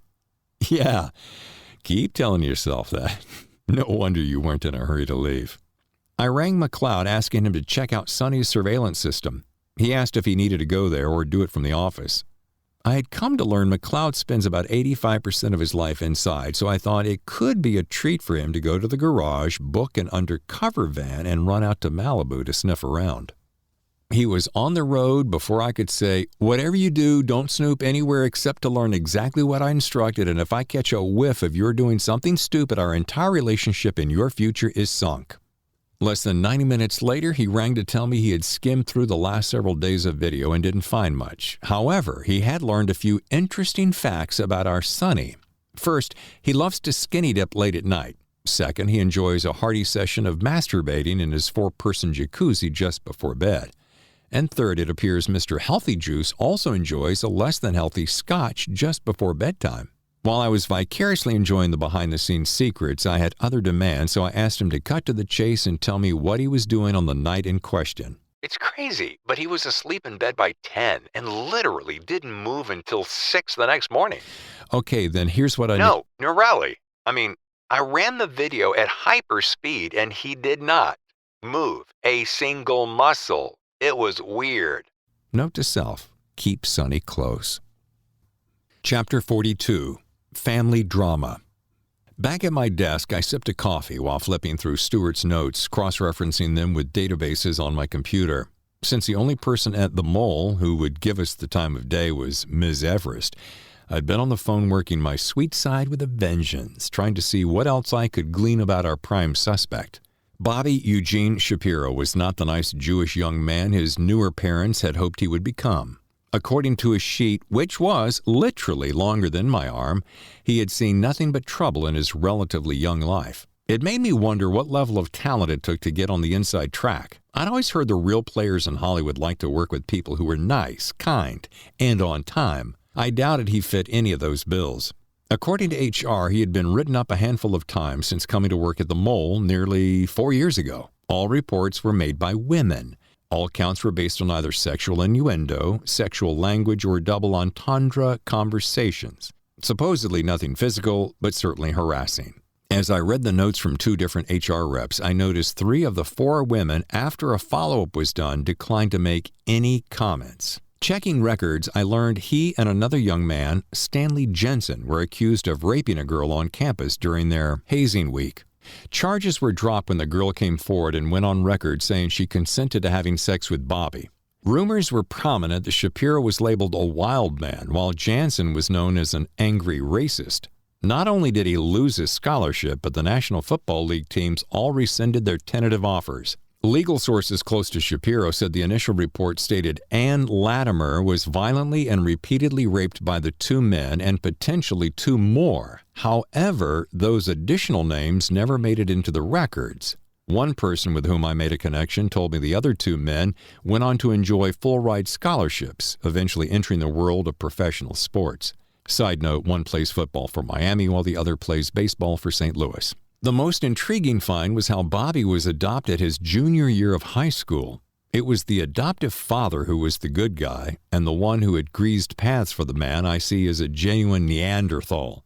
Bobby's birth father, on the other hand, ruled a troubled and eventually broken home. "What you working on, Pat?" Stewart asked, startling me as he entered. "Shapiro." Sitting on the corner of my desk, he shoved a buttermilk old-fashioned twist into his mouth. I spun a folder in his direction. "Looks like our boy's a bad one. At least, I understand his temper better now." He began licking his fingers.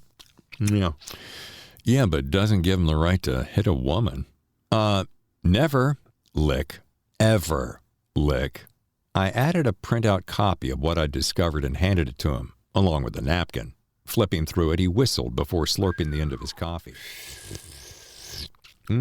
Our boy's got anger issues." No doubt." "Bet your Dr. Tercel could help him get a handle." "Hey, that's not a bad idea." The word weapons pinged the back of my mind, so I pulled up Google for a quick search. The browser picked up my location and instantly provided stores and clubs. One in particular caught my eye. It was a hunting store and club called The Straight and Arrow. Reading further, I learned groups of people on both the west side and the valley, up near Northridge and Valencia, met to share their passion for compound bows and hunting knives. According to the article, this was a place for people who enjoyed the silent kill. Scanning images on the front page of their website was a large photograph and long article on one of their elite members, Bobby Shapiro, who had been shooting compound bows for nearly a dozen years. In fact, looked like he was an expert marksman with a long list of achievements. Reading on, I saw he was also an avid collector of hunting knives and straight razors. "Stuart, look at this," I said, turning the monitor. "Okay, bows, arrows, knives. Oh, yep, that's our boy." "Wild, huh?" "Look at that collection of blades." "Yeah, a regular Daniel Boone," I said, standing to look over his shoulder. Then my stomach tightened. Taking over the mouse, I scrolled back up the page to find a photo of 3 men standing next to one another. According to the caption below, they were sharing bragging rights. The headline read, "Local marksmen share their impressive collection of rare and antique blades." Look, that's the guy I went out with. The one who busted my face. You're kidding me. Steve Owen. Chapter 43. Suck It. The precinct office buzzed with ringing phones as voices murmured in nearby cubicles. People came in and out of the area, their shoes echoing off the marble floors in the hallway. Stewart and I stared at one another. A second blade collector? Looks like it. And even though he busted me up on our first date, I was starting to like him. Stewart stood and stretched, rolling his neck. As far as I'm concerned, I think we have enough to bring him in. Who? Snapping his head in my direction, he said, What do you mean, who? Who are you talking about? Steve? No, detective. Bobby. Oh, of course. His expression said, You're insane. Just a shame I'm going to have to bounce on Steve, though, huh? Are you losing your mind? Probably.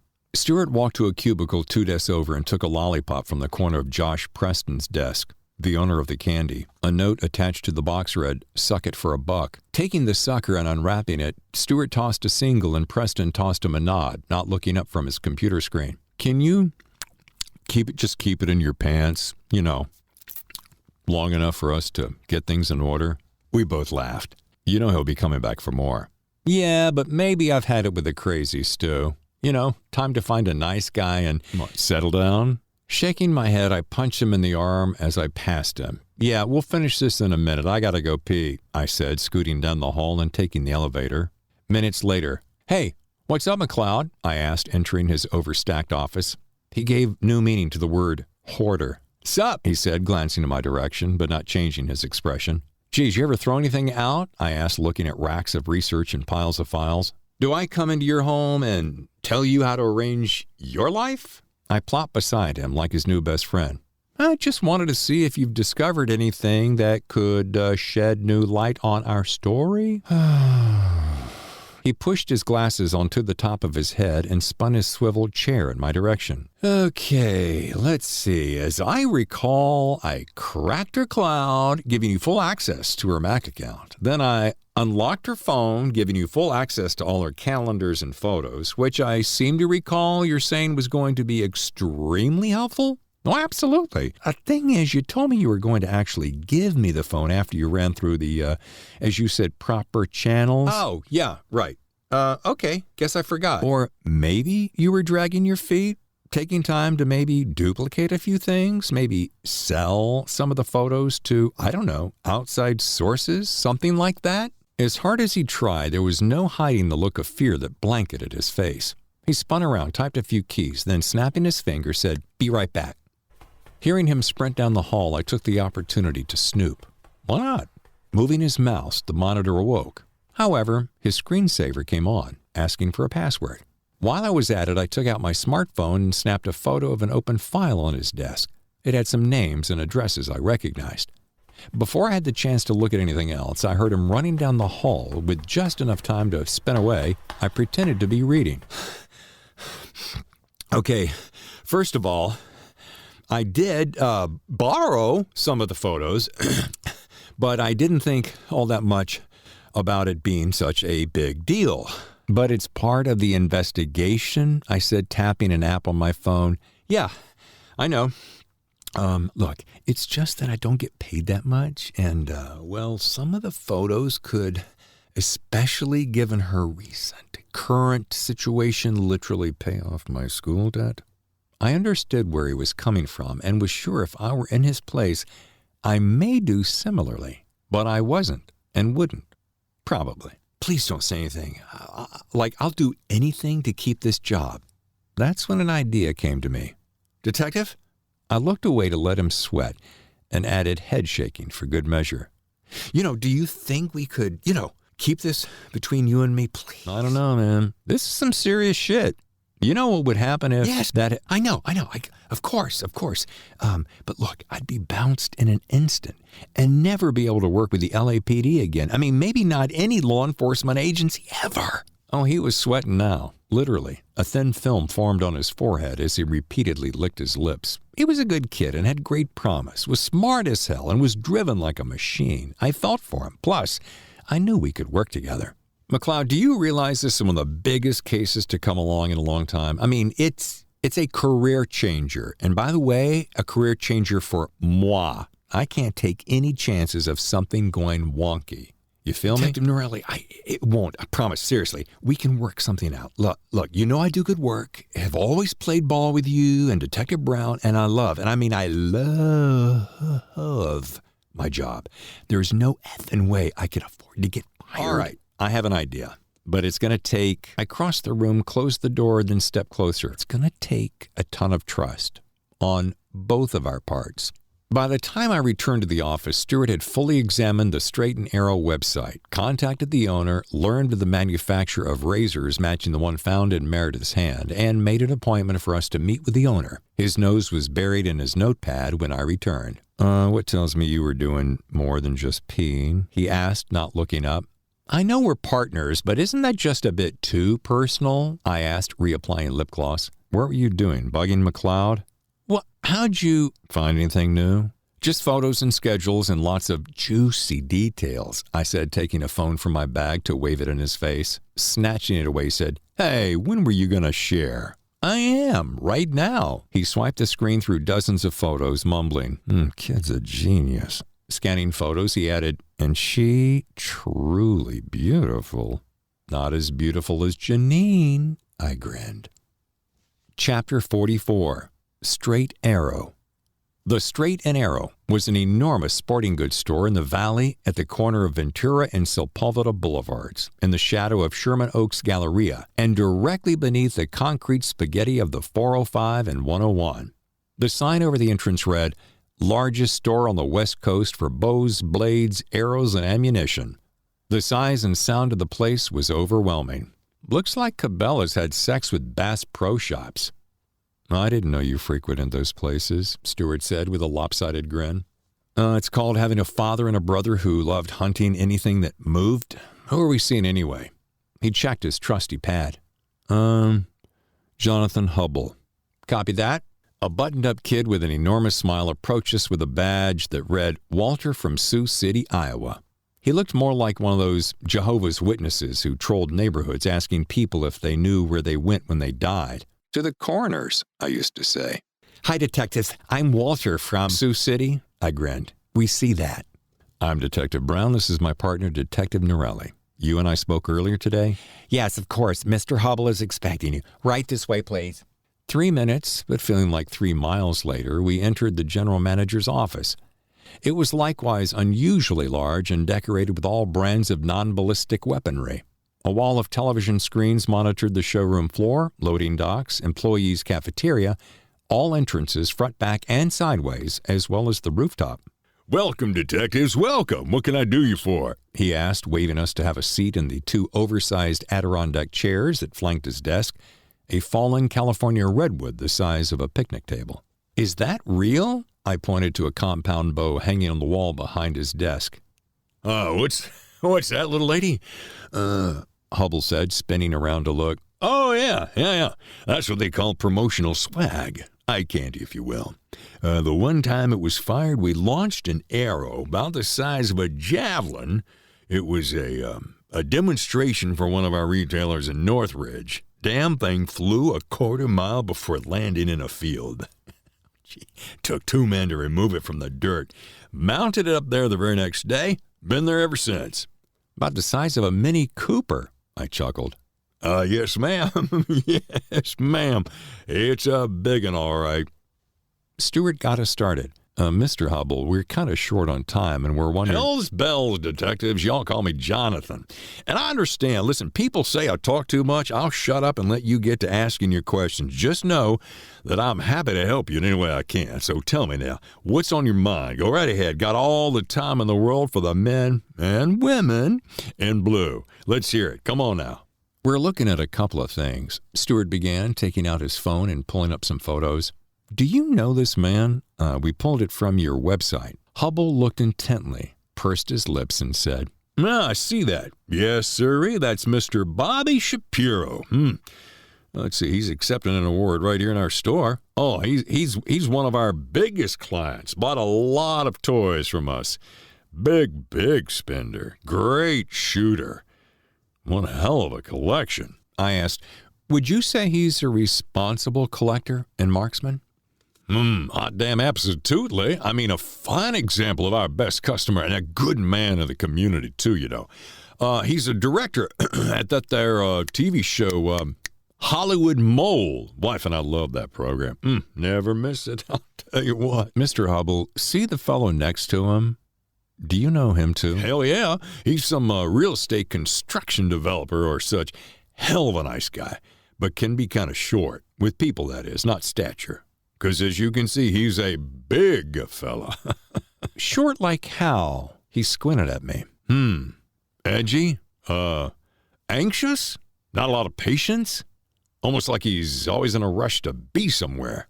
"Understood. But he's also a collector, you said, right?" "Oh, yeah. I mean, you know, a good many clients do a heap of collecting.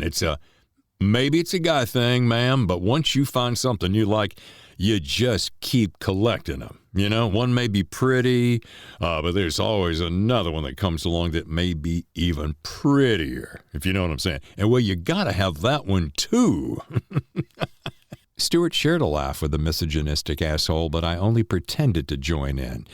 While I heard what he was saying, I was having a hard time believing the Steve I was getting to know could be a killer. Yeah, he was gruff sometimes, but I just took it as his personality. I mean, his upbringing, maybe his time in the force.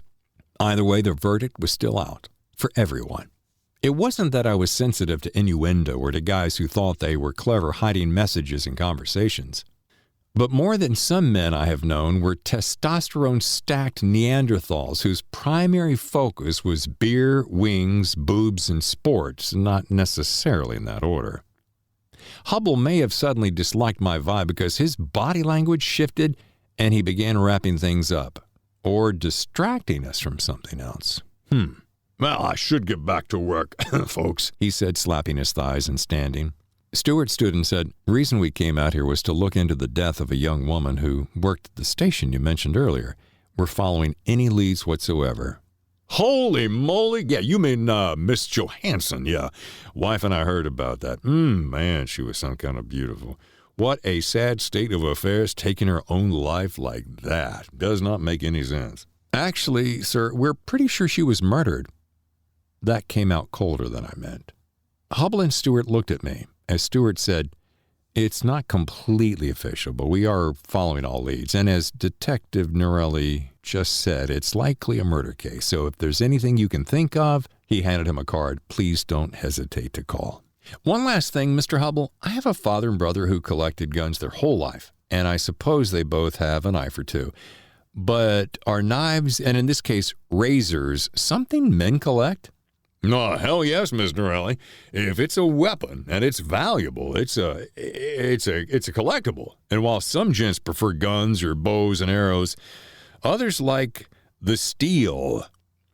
I nodded, stared, and said nothing else. Hubble stood there with a dumb look and a slack jaw, mindlessly tapping Stu's card before he pushed a button on his desk. Okay, good enough. All right, I'll be in touch as needed. Thanks for stopping in, and we'll see y'all now. Walter from Iowa quietly arrived and waved for us to follow. "Thanks for your time," I said, extending my hand. Hubble looked at my hand, up my entire torso to my face, then slowly shook my hand. Silent, he sat and buried his face in his work. Just as I was about to leave, my eyes fell on a picture frame on his desk. It was a photo of Steve standing with a man I didn't recognize. And one I did. Dr. Tercel. My stomach dropped.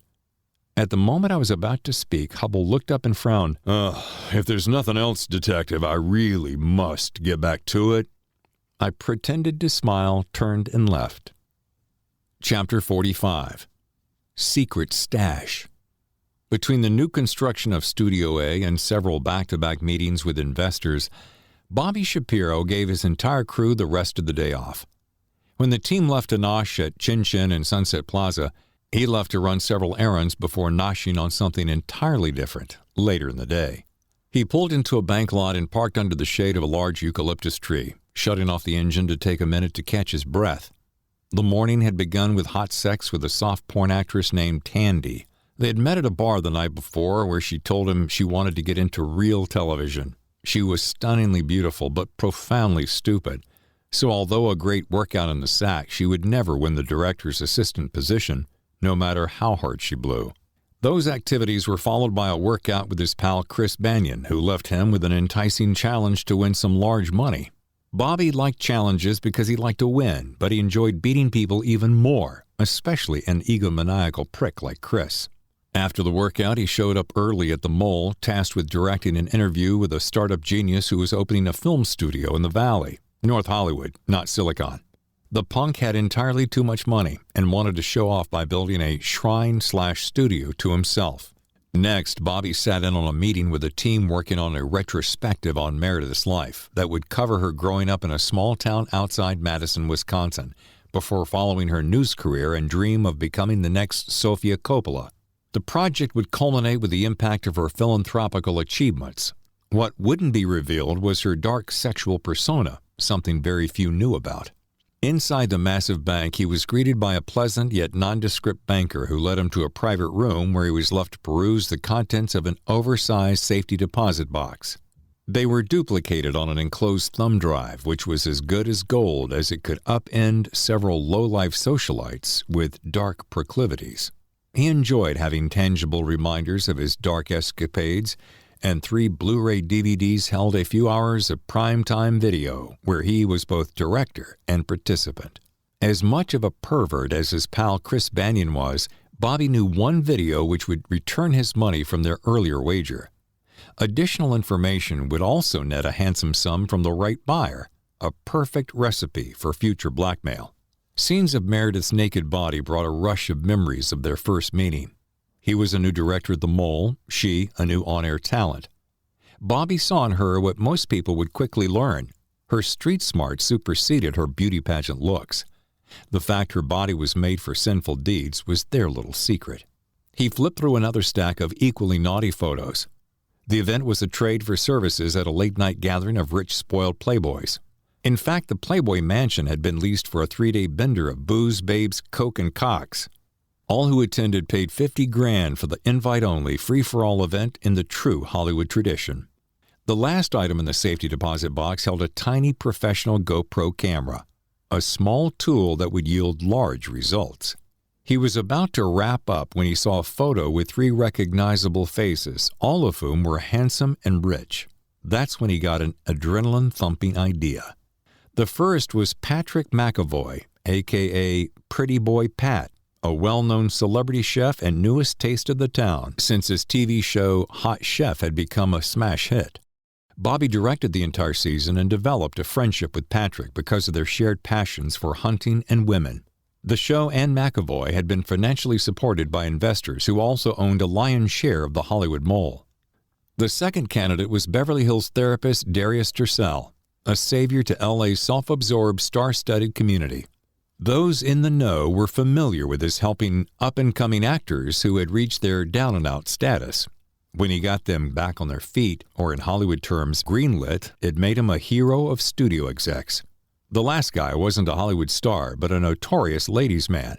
As a former Marine turned real estate and land developer, he bought and built or fixed and flipped many of the mansions on the Hollywood elite. Steve Owen held a top position in one of many who's who lists. He and Bobby were pals, having met at a competition event at Straight and Narrow. It was a charity event held each year to raise money for any number of causes.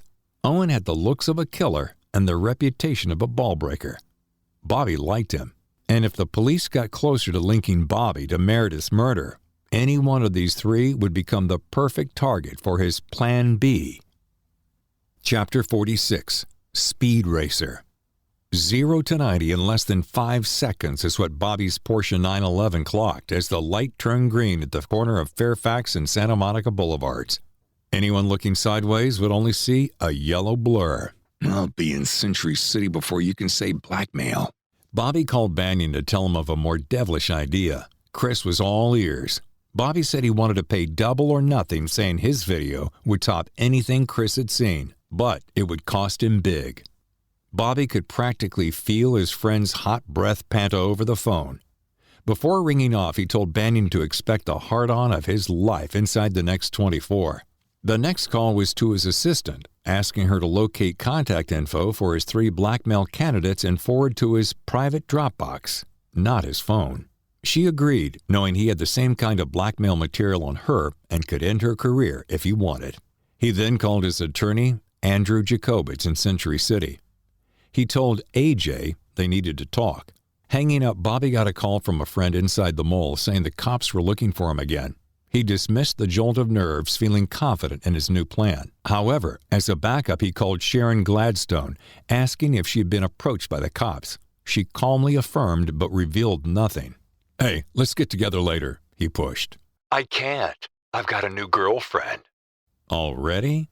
She's my backup plan. You know how flaky MJ could get. Bored of the small talk, he dropped a live wire. "I think the cops want me as their prime suspect." Silence. "Hello?" Well, you know I've got your back, Bobby. Hell, I'm as guilty as you are. So before you do anything stupid, please tell me first. I'm thinking about talking to them. What the fuck? Listen to the method of my madness. Bobby, seriously, with your temper, maybe it's not such a good idea.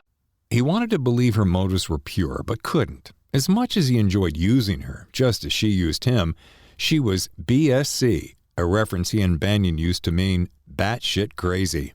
You still there? Yeah, he said, pulling into the garage of the Century City parking deck. I might have to go to the cops, he started. The evidence is— Fuck, Bobby. Please tell me you're not. Sharon, settle the hell down. You'll be fine, trust me. I've got to bounce.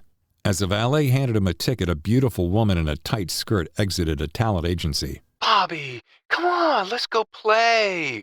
I'll make it worth your while. He felt his pants stretch at the thought of taking Sharon apart. Her voice had an edge. Been too long since we got super crazy. She was hard to resist, but so was the skirt in front of him. Okay, I'll text you the place. Hanging up, he stepped into the elevator, inhaling the woman's intoxicating perfume. She flipped her long auburn hair behind her neck.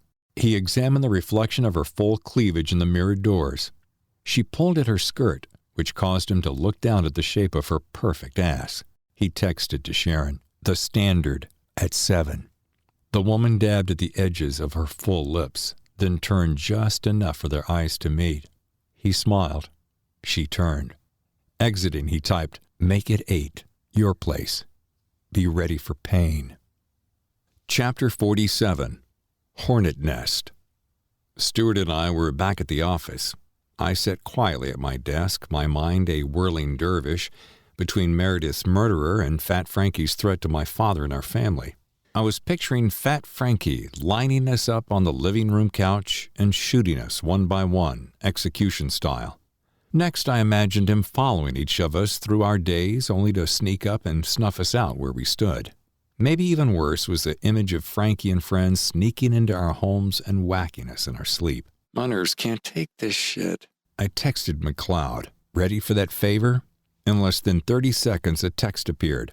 Who is this? Erase me, fucker. Instantly, my office phone rang. It was from inside the building. What the fuck are you doing, detective? I'm trying to see if you're— I know what you're trying to do, just not on my cell phone. Meet me downstairs in 5, between the food truck and the smoking section. Right then, Stuart came around the corner. Yeah, okay, just wanted to see if you're going to meet me for drinks later. Sure, okay, talk to you later, I said to nobody, hanging up and stretching my back. Steve back in the picture? Nah, Angie, more ideas about places to live. Heading for the door, I said, I gotta pee. We've been together long enough to know when either one of us was bluffing. Maybe I was just getting paranoid. Either way, I walked toward the ladies' room only to cut back down the hall to take the stairs. Once outside, I spotted McLeod. He'd already gotten served and was leaning against a picnic table next to the smokers, stuffing a burrito the size of a small handbag into his mouth. Smoke while you eat? I smirked. McLeod looked over to see 2 smokers chuffing away as hard as they could, shrugged his shoulders, and kept cramming. In between bites, he managed to say, well, ain't not much different than eating in a cookout. The burrito was gone before I could decide whether I wanted a Diet Coke or the real thing. Hungry? I asked. Not now. Sorry to bust your nuts earlier, but come on, that was a bogus move. Just caught off guard, I guess. I get it. Okay, so let's talk about this elephant in the room.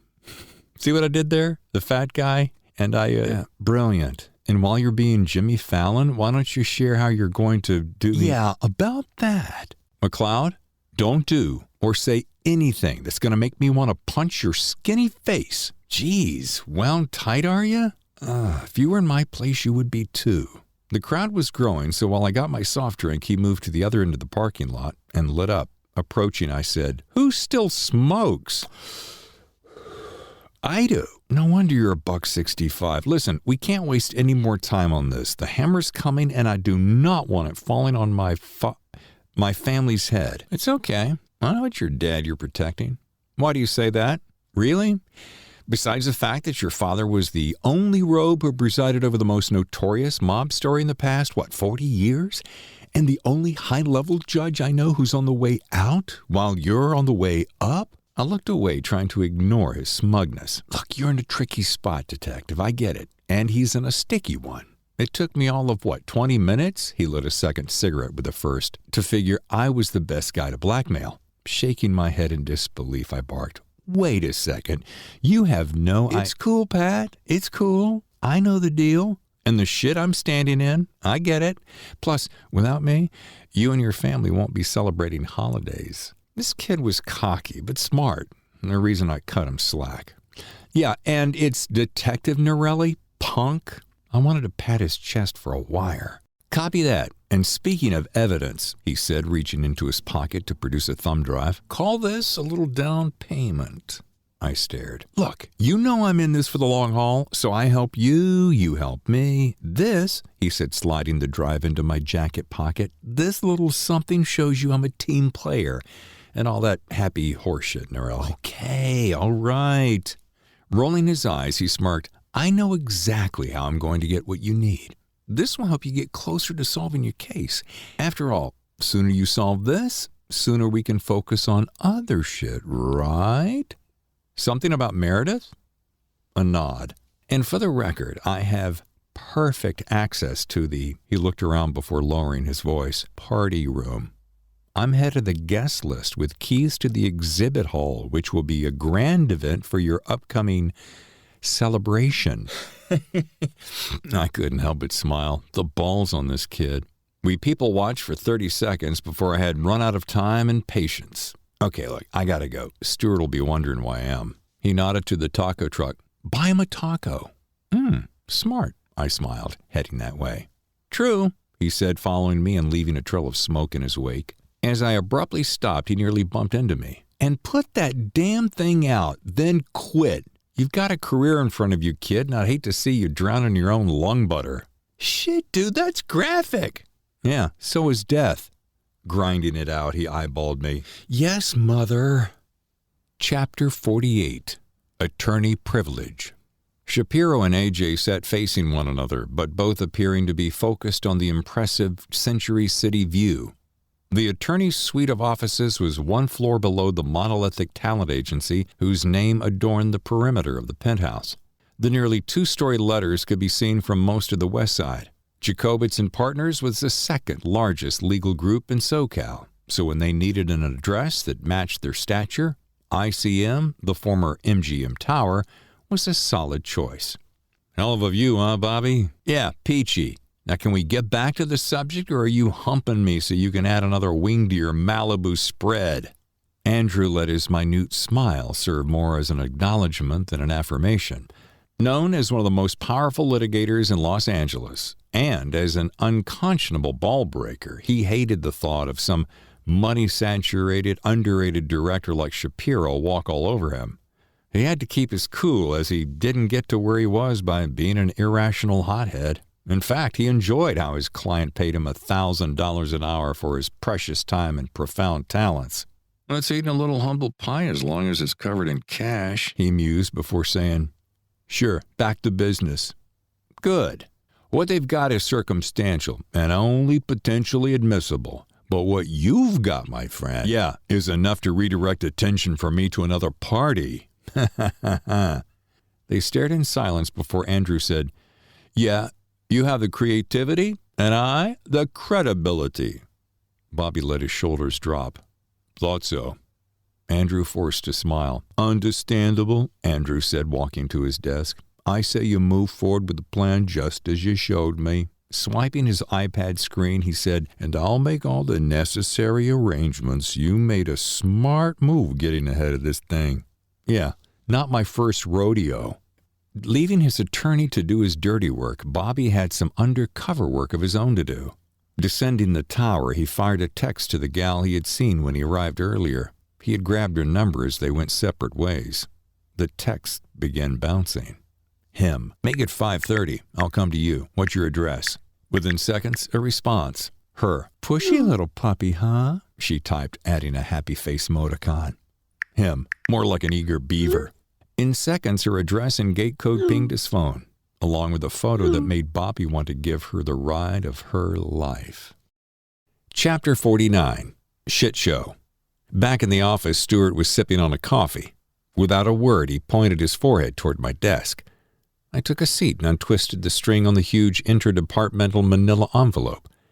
In the well-worn envelope was a smaller envelope marked classified.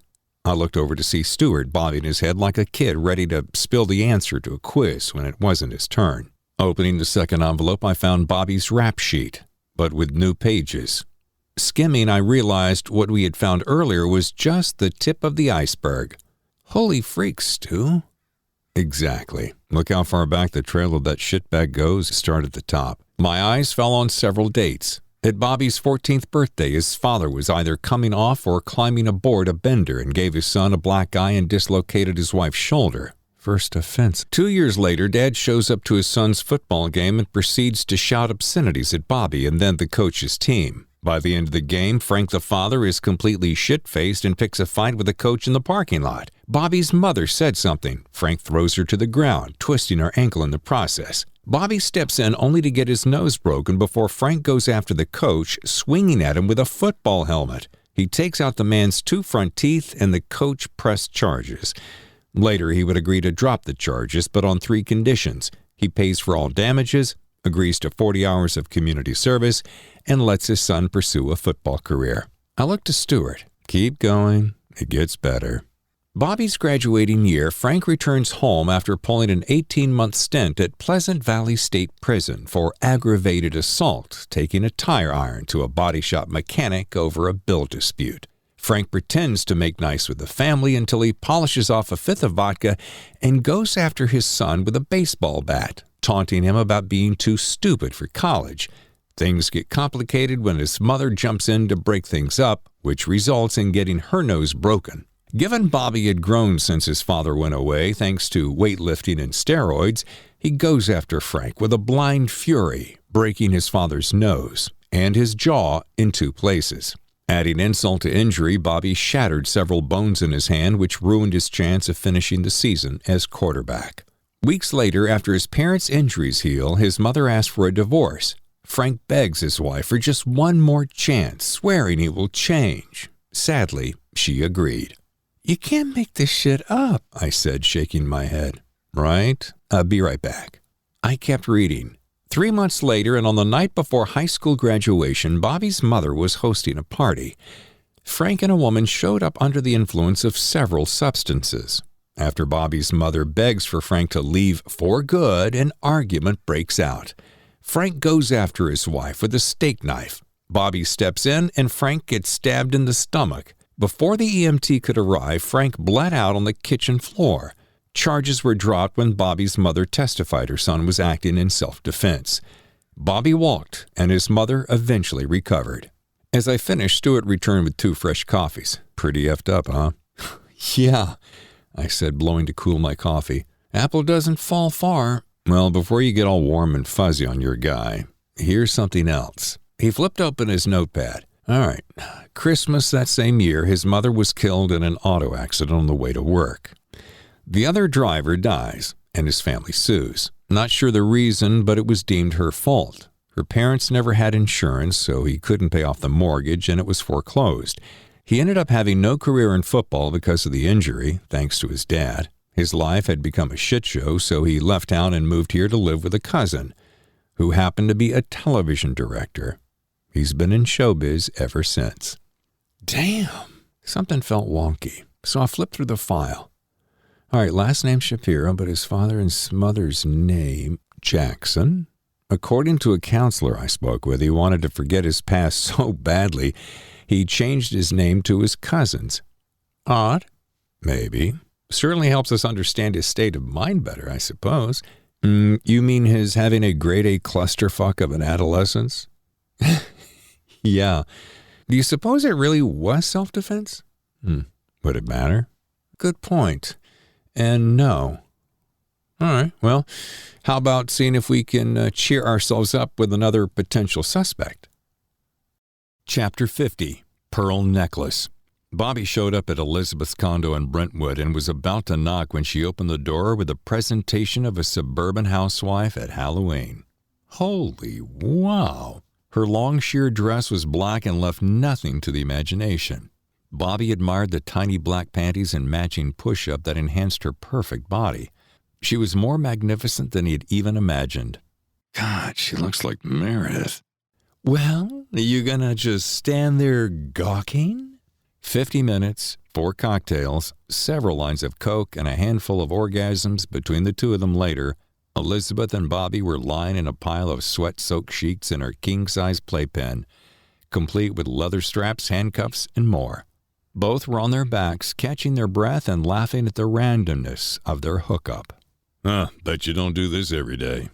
And you would lose that bet, Bobby? Or is it Robert? Or just Bob?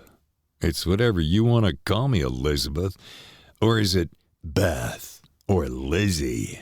They laughed as she climbed on top of him. All aboard the Bobby train, she said, rubbing back and forth along his crotch. Chew, fucking chew, he grinned. Amazing what a fistful of drugs can add to a party, he thought.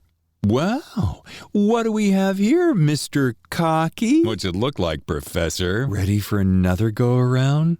As they began, he said, Do you really do this every day? His grip increased. To complete strangers?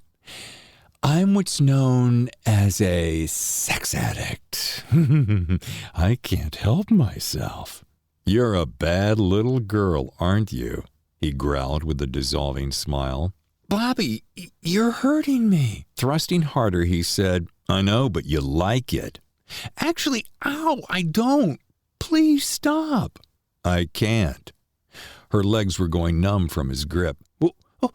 Wait, why not? Because I'm what's known as a sex addict.